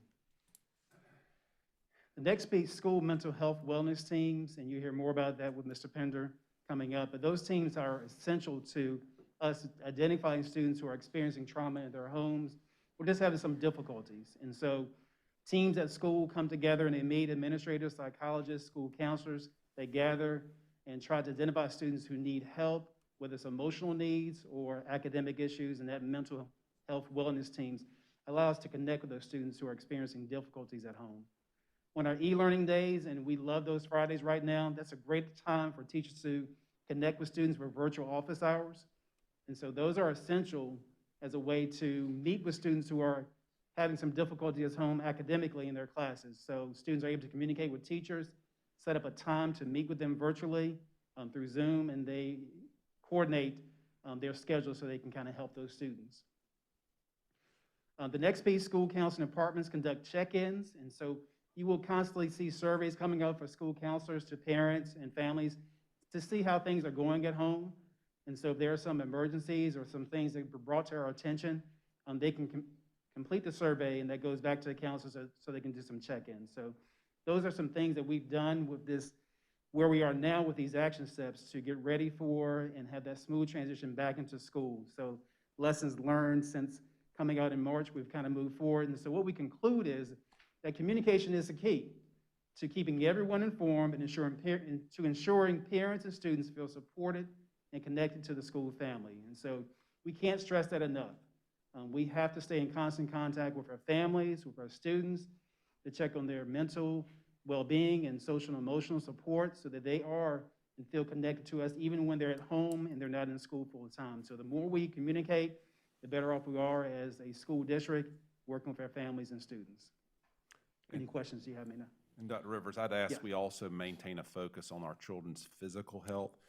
Specifically, Sheriff Kuhn lamented a little bit, you know, when school went out in March, we become a very important safety net for a lot of the children in our district and making sure that they're safe at home. So Right. as we engage them at home, I want to make sure that that stays top of mind as well. Certainly, certainly. Good point. I do want to say Verizon is our provider. Okay. Thank you. All right, thank you, Okay. Dr. Rivers. We We'll will go to now, lesson 6, Mr. our Pender. final lesson that we learned from our feedback and what we've implemented for the fall.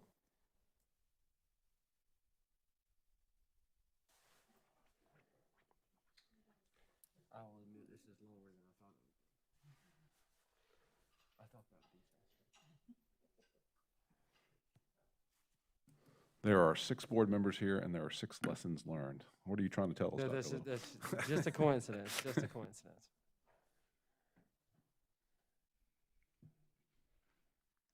Good evening, Madam Chair, Board, and Dr. Little.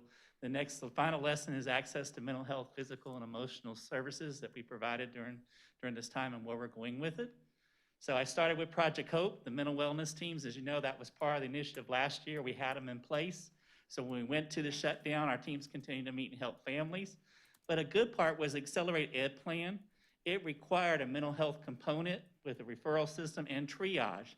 So we were already ready to go when that Accelerate Ed Plan came out. The other part was our Lexington County Mental Health School-Based Counselors. Of course, we put all those in place last year. So as we went to shutdown, they went to teletherapy. What I heard feedback from them was some of our kids opened up for the first time, not being in a school or a clinical setting, so they gave us good information. They played a critical role when we had crisis, a death of a parent, a death of a student, a death of a faculty member. They gave us numbers. Since it was crisis, they didn't need to be a client. They gave us numbers that parents and students could call. For our staff, they gave us actually a virtual counseling room. They could log in, the staff could have counseling service within 5 minutes. There were certain times, and that's what they provided for us. Employee assistance program. As we learned, our employees needed counseling. They needed to do it confidentiality. So in July, our HR department launched the employee assistance program, which is a very good tool. It provides free counseling, both legal counseling, referrals, even some other services. So we have that now available to our staff, which is a good thing to have right now. Physical, talking about Dieta Broom, who is our counselor at Pleasant Hill Elementary. She does yoga. She created virtual yoga lessons for us, put it out to her school, her staff. That's now a resource we can use building on for the future to do virtual yoga lessons. Our limitations did occur as we moved to the virtual setting. Confidentiality is one of the big ones. When a student was at home, they wasn't in an environment where they could freely share domestic violence, child abuse, etc. They couldn't talk to us as openly as counselors. So that was a challenge for us because we can't guarantee that child's safe. When we did our small group counseling, we couldn't guarantee that another child, another home wouldn't hear something another student says and share that with somebody else. So that is a limitation we have to deal with. Also, our access to students. We don't have them in front of us. We can't reassure them. If they have suicidal ideations, we have to work with our community resources to make sure somebody goes out and takes care of them. So it meant a different way of doing business. But we also found out that some of our kids thrived in that environment. They didn't have to worry about how to get dressed that morning or who they had to talk to or what clothes they wore, and they were very successful. But at the same time, we had kids that struggled.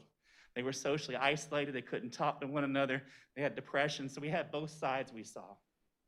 Moving forward, we'll have a challenge with Aaron's Law. We've had real good success in our district, especially at the elementary level, where students share with us about sexual perpetrators, sexual assaults, and we get them help. But Aaron's Law requires it to be done in a safe environment where you fully disclose. If we do it in a virtual environment, that may be the actual environment where the actual acts are occurring in. That perpetrator may actually hear what we say and groom the child on how to talk to us. So it's a challenge moving forward. Engaging with Compassions Project. We launched this just before we went to shutdown. We continued it. It's a partnership we have with Blue Cross and Blue Shield, University of South Carolina, and with Department of Mental Health. Only 2 school districts in the state were selected, Sumter and Lexington won, so we're part of that. We had 8 of our elementary schools, 4 kids from each school participate. It was some intensive training, what we saw over the summer. We're trauma-informed, trauma-responsive, adverse childhood experiences. We had microaggression, how to deal with race relations, recovery rooms versus in-school suspension. But some of the things that stood out the most, we heard of tape, a 911 call, of a small child reporting what was going on in her house. And then we had a virtual walkthrough of a house based on DSS complaints, where we actually looked at what was in the house, identified what people saw. It was a powerful experience and what we learned. This is a 2-year project. We're looking at expanding the funding to train more. And what we'll also use with Title II funds, we're going to train 25 of our school counselors and school psychologists to become ACEs Train the Trainers. So we can train all the elementary and go beyond that. With Google Voice, when we went to shutdown, How do we maintain our communications? They don't have district phones. So the counselors created Google Voice accounts. It gives them a phone number where they could share with students and families so we could call and make contact. And as Dr. Rivers mentioned, we did our check-ins and our surveys during that point in time, so we found out what they needed. That became a building block with our social emotional learning hub. What we did was district-wide frameworks and commitments. We had personnel from across all 3 grade bands build that up and look at it and make it work for us. Right now, we're doing our daily SEL check-ins. We are getting very good responses. With that 2-minute check-in, kids are telling us more about what's happening to us than we've ever heard the first couple of days of school. We're finding out what's going on in their homes, what they need, what's happening. Real good information. We just completed our universal check-in surveys for students and staff. That's required by Accelerate Ed, but we also include our parents in this district. Our social workers are going to be busy because we got lots of things about what parents need, not just the kids, what parents need. So we're going to do that. I wanted to remind the board that SEL is not going away because of COVID. It was talked about before it began, and it will continue afterwards. Of course, our state departments launched their website. Their initiatives will require boards to look at how to incorporate it in your strategic plan, have a 2-year evaluation system, financial support, HR hiring practices. So it's not going away, it will continue. And the last thing I want to leave you with is something coming real soon, hopefully in the next 2 weeks or so. We will have our own Lexington One calming room. The California school counselors created a virtual calming room where you could go in and have an experience in a relaxing environment. Randy Ludlam, my director at Carolina Springs Middle, she's creating this for us. What students will have, they can do quizzes and activities. They will have activities that are physical, like yoga and stuff they can do with somebody leading them. They'll have music and art. They'll have calming videos like fireplaces and ocean waves. Of course, my favorite, I like to go in and watch the animals at the zoo. All these different aquariums and animals going on. But that's what we're building coming real soon to us in the next couple of weeks. So those are what we've launched for social and emotional. Do you have any questions for me? I have a question, Mr. Pender. This is Jada. I know you said with Aaron's laws, there's some challenges moving forward. What are some solutions y'all have discussed? Right now, we're waiting to see what happens second semester so we can do some more in-depth planning. We'll probably have to get with our legal counsel and make some decisions to go from there. I don't have answers on that right now. Okay, thank you. Anybody else? Yeah, one of the sessions at the School Board Association was on the biofeedback rooms and how just a ton of research is being put into the amount of light that's in a room, simply having plants, the type of texture that where it's, spatially arranged in the classroom. It was really amazing stuff. And the biggest takeaway I had was particularly for special education and kids who really struggle with stimulus and those kind of things, just the dramatic impact they saw from just a standard classroom that they created biofeedbacks in. The research was staggering. I'm sure you've seen it. And it seems like it's a very low-cost kind of approach that gains a lot of a benefit, if you will. I'll keep that in mind. We'll look at it further from here. All right, Dr. Little, I turn it back over to you. Thank you, sir. What a wonderful job our counselors did as well, recreating most of their process and work from the ground up in a completely different virtual environment. So we talked about lessons learned, and now I want to talk a little bit about goals for this coming year. So much of our energy at the moment, again, has been getting school off the ground. Every process that we've had is completely different. And we're going to continue to put our efforts into helping school run smoothly and safely. That's going to be a lot of the effort that we put in this year. And so what we decided to do in terms of our strategic plan is that we wanted to look at refocusing our work that we were doing last year. So thinking about things like our instructional framework, lab sites, and model classrooms.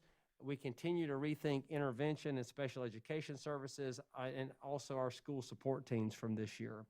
So how these ideas will, and we want to ask ourselves and be able to answer the question, how will these ideas look in a COVID-19 world? That's going to be really the critical question that's going to drive us, because it's not just about staying the course. It's about going deeper with the work and re-envisioning these structures as we also completely re-envision school. So how do these structures look? We know how they look lots of times in 2019 or 2018. Now, how do they look in 2020 and 2021 in a COVID-19 world where so much of it is virtual as well? So I want to take just a few more minutes tonight. And again, I apologize for the length. The lessons learned took a little longer than I thought they would, but I think it was incredible information, and I'm glad we were able to do that. So I want to highlight 4 very quick things that we're going to look at this year that really deepens our work and enhances our work. Everybody has so much going on right now. The idea is not to do a bunch of new stuff. It's about going deeper in the work that we're currently doing. So I'm going to turn it over to Mr. Robertson, and he's going to talk about the SELF program, which is something we've been dreaming up over the last couple of years, and then we're ready to implement. Madam Chair, members of the board, and Dr. Little, I'm pleased to share with you an exciting new program that we're beginning for the children of our Lexington One support staff employees, SELF, Supportive Enrichment for Lexington One Families. What is SELF? So SELF is designed to cultivate relationships with support staff members and their families and provide their children with the following: career awareness opportunities, academic and social emotional enrichment, and access to services, learning experiences, service learning experiences as well, and programs. So 2021 is actually going to serve as a recruitment year to identify the first cohort of participating students in this program. We plan to begin programming during the summer of 2021. Understanding that we need to start small and learn what works with our first cohort, we are prioritizing students of our food service, maintenance, and transportation staff, 3 of our most valuable support staff groups. We plan to expand and offer to all support staff groups, but need to start small and learn through the implementation of this first cohort. The program is designed for students in grades 6 through 12, and it's designed to be sustained support over these 7 years of schooling and launch a high school senior into college or career, a goal that aligns well with our strategic plan.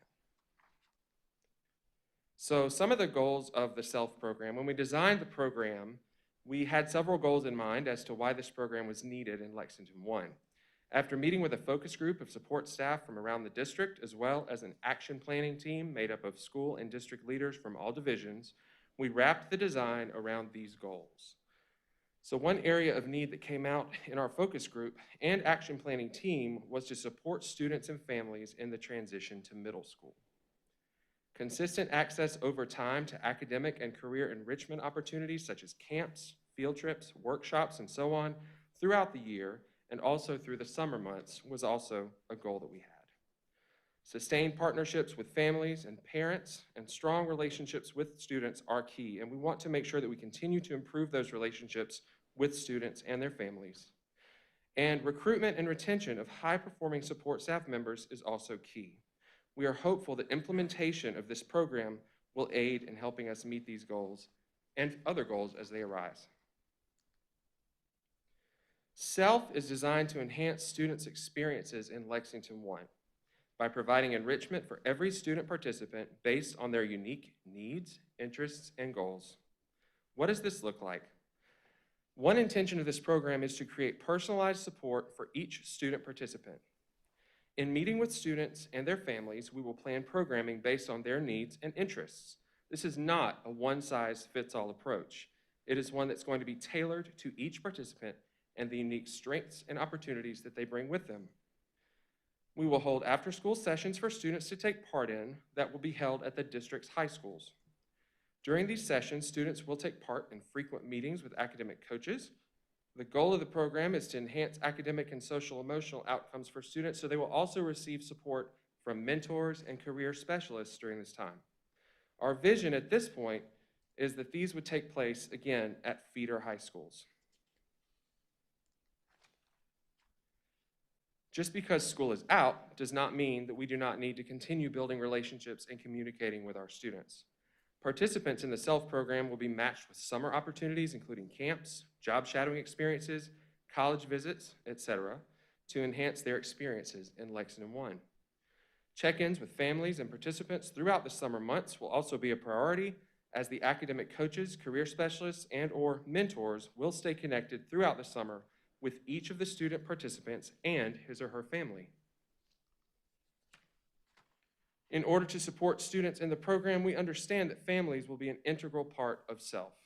We will hold onboarding orientation sessions with all participants and their families to discuss the dimensions of the SELF program and make sure families understand program goals and supports put in place. In addition, we will offer support in navigating district-offered services and assistance in matching family members with the programs personalized to meet the needs of their students. I'd be happy to answer any questions that you may have at this time. Hey, this is Jada. Hey. Hey, how are these students chosen? I know they're grade 6 through 12 and support staff students, but is there some kind of criteria? So the criteria at this point is that they are going to be in one of those 3 groups that we talked about, that I mentioned in the slide earlier, transportation, food service, and maintenance, and that the students fall into those categories. We're going to be sending out some surveys to folks to identify, and if we don't get response, we'll make sure that we go to great lengths to get response from everyone. So it'll be phone calls, it'll be face-to-face meetings as needed, but we want to make sure that as many students as possible can take part in this. So all of those students are eligible as Yes, long ma'am. as, okay, all right. I didn't know if Absolutely. there was some kind of other criteria that needed to be met. How was this originally established? Like, what set the groundwork for deciding what kind of program and what they needed in that program? So we actually were inspired by a similar program that was started. We've had a long-standing relationship with Wake Forest, and one of the programs that they have is actually named SELF as well. And that program is a STEM-focused program. And we've had a relationship with Stan, and he's done a lot of professional learning with some of our elementary schools already. And so that was something that we heard about, and we thought, hey, that could be a really neat thing for us in Lexington 1.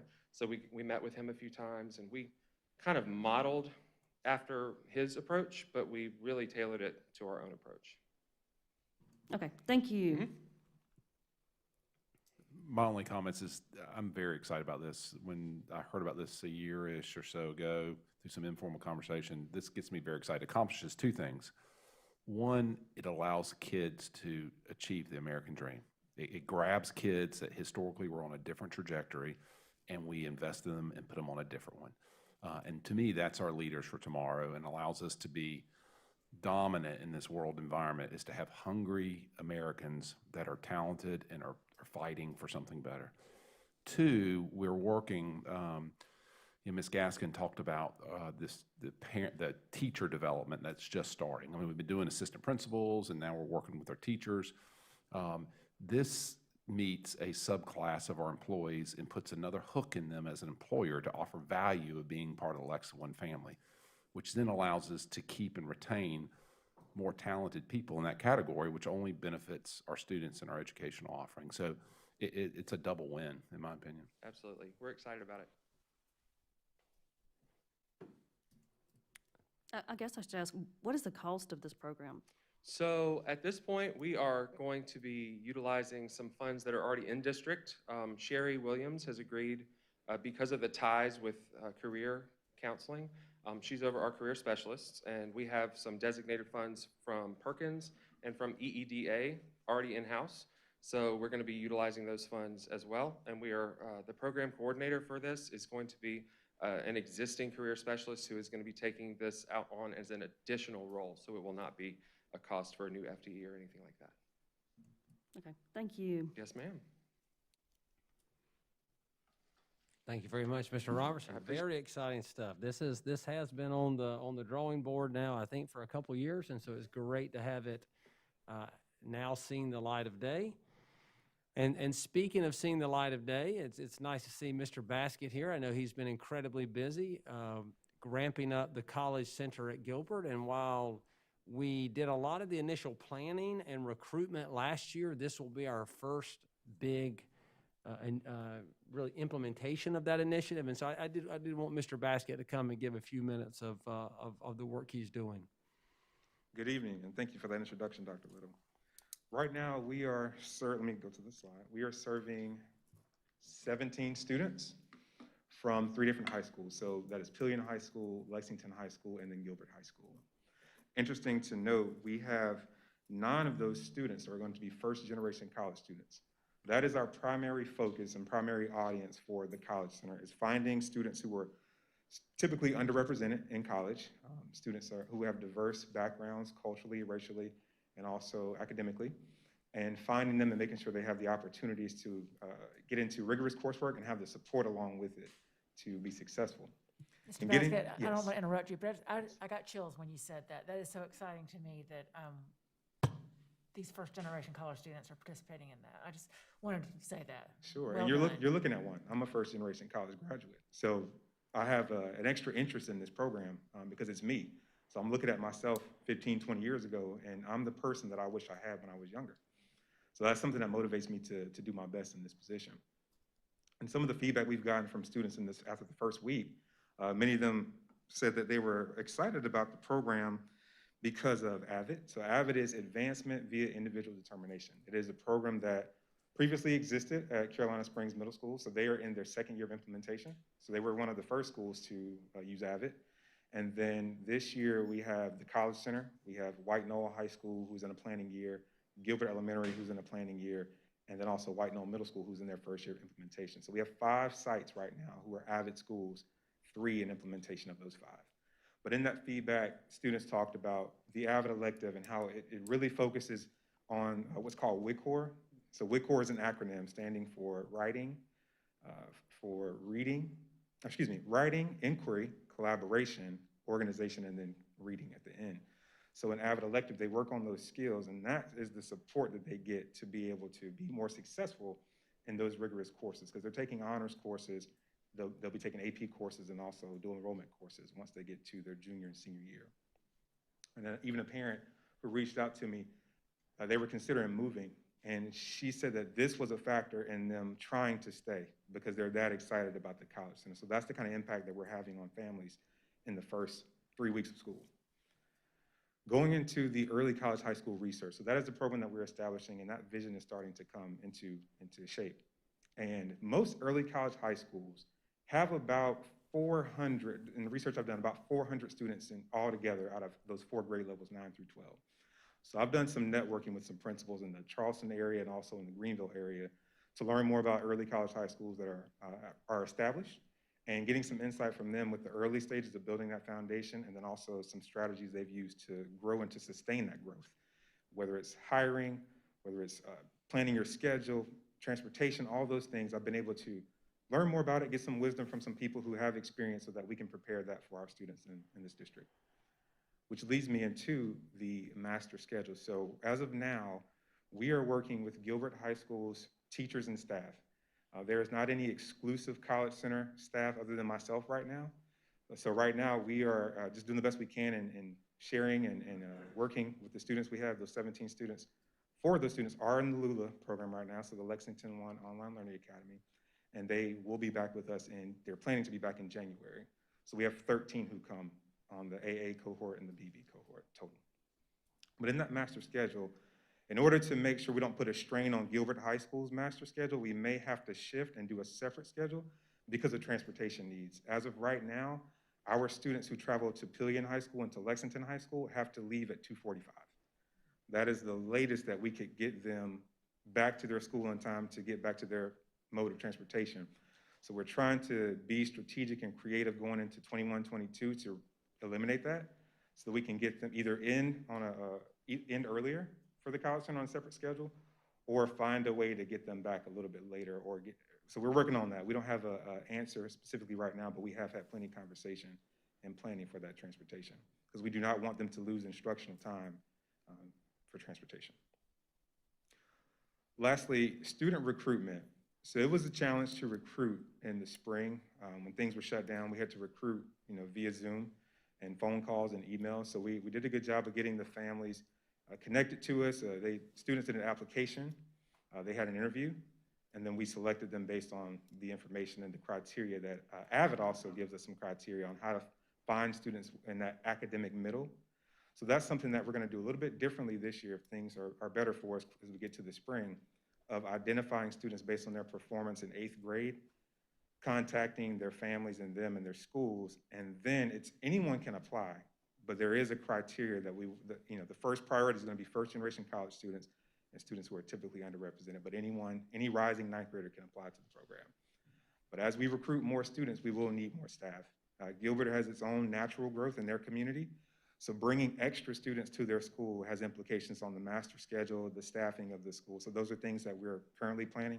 I'm working closely with the principal, Jacob Nelson at Gilbert High School, and his staff to plan ahead so that we don't have any issues of trying to manage that next school year.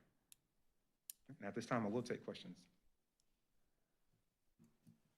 Mr. Baskett, this is Jada. Can you kind of walk us through the day of one of these students? I know originally y'all are still in the College Center, which was the Center for Sustainable Solutions. But you mentioned you have teachers from Gilbert High. Do they come over there, or do those students, are they in with the rest of the classes that the teachers have? How does that work? Yes, good question. So students, a typical day, I'm going to use Pillion because they were here today on A day. So they arrive to Pillion, whichever mode of transportation they have, whether that's a parent drops them off or they ride the bus. They get to Pillion High School. There's a shuttle that brings them from Pillion High School to Gilbert High School. They get there about 8:30. It's been pretty consistent. They get there about 8:30. First couple of days, I greeted them to make sure they knew where they were going. We got their IDs to them, made sure they were okay, knew how to get to their classes, and they've really gotten immersed in the culture at Gilbert High School. So there are not any other teachers that come over. The teachers from Gilbert High School, they're already there. We have designated teachers who teach they were trained through AVID this summer, who teach the English, English, math, science, social studies, and then a counselor, the director of counseling was trained, excuse me. So they're there, they're immersed in classes with other students. Most of the core classes, they travel together. The only classes they may not have together would be like the world language. Some are taking German, or some might have been taking French, or some might have been taking Spanish, so that would vary. But it also depends on what they came to the College Center with as far as credits earned. So that's where it varies just a little bit, but they're always going to be in their elective class together. That's where they build that sense of community, and they push each other to grow each year.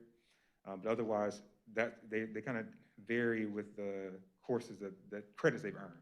But they leave at 2:45 to make sure they get back to Pillion, and then they get home how they need to, or they play sports, or they do extracurriculars at Pillion as well. Okay, thank you so much. You're welcome. All right, thank you very much, Mr. Baskett. So, and I will very quickly, I just want to talk about the two new portfolio projects that we are going to begin to conceptualize this year. And we'll share more information with you at upcoming board meetings about how we are working on those and how those portfolios are taking shape. But again, I want to stress this is not new work, it's extension and going deeper into the work that we're currently doing. The first portfolio project that we'll be working on is the All Means All portfolio project. It's about us being purposeful, strategic, and intentional about our strategic plan. And while we've made really good progress in these first 2 years, as you saw a lot of that today, we recognize that there is still work to do in understanding why some students in our district are not being successful and are not in that sphere of success. So we really want to dig into that question to discover if there are avenues of support that we can create, if there are other barriers that exist. And so we're going to spend some time this year really focusing on that all means all question and who's still not in the sphere of success in Lexington 1. The second portfolio project that we're going to spend our time on as well, we're going to go back to one of the original parts of our strategic plan, and that's in power skills. We're seeing real pockets of success across the school district, but it's some schools, it's some teachers that are doing it really well. We want to ensure a greater sense of consistency across the district, both in how they are implemented and the support provided our educators to making them implemented. And we especially want to make sure that we understand how power skills are learned and practiced in a virtual context, because now that is becoming so much more of our reality. So through this portfolio project, really our goal is to formalize the structure around power skills. We've defined them. It's taken the time to define them. Again, numbers of schools are really working great at it, but now what we want to do is we want to formalize that process. Dr. Guyton, you often talk about the chicken sandwich. So this is right around your wheelhouse, is the chicken sandwich around power skills. I'm not sure chicken sandwiches are any longer on our diet plan, but if there has to be, I guess, in avocado oil or something like that. So in conclusion, as we look ahead for this year, I wish that I could tell you that we have clarity, but that we do not have that. The questions that we still have to answer are incredibly complicated, and they are more complicated by our living in a pandemic and living with COVID-19. And there are going to be questions that we're really dealing with that aren't going to have right answers. In fact, I know we'll have some citizens tonight who are speaking about complicated issues about how we come back to school and what does that look like. But it's going to be imperative that we continue to collaborate, build off of our teamwork, build off of that collective expertise and experience that we have, because truly, in fact, we are stronger together. So, ladies and gentlemen of the board, that is the conclusion of our board workshop. I thank you so much for your attention tonight. I know it's going to be a late night, and thank you for your flexibility. And again, to the audience, I appreciate your patience as we're going through our board workshop. Let's give all the presenters a round of applause because they've done a lot of work to make tonight happen. Thank you, Dr. Lilly. This time we're going to take a break until 9 o'clock. I'll be honest, I have to stand up for a minute. So if we'll be back at 9 o'clock, we'll go back into our regular board meeting. And then those of you that are here for citizens participation, I promise we're getting to you. So don't give up on us yet. So we'll be back at 9.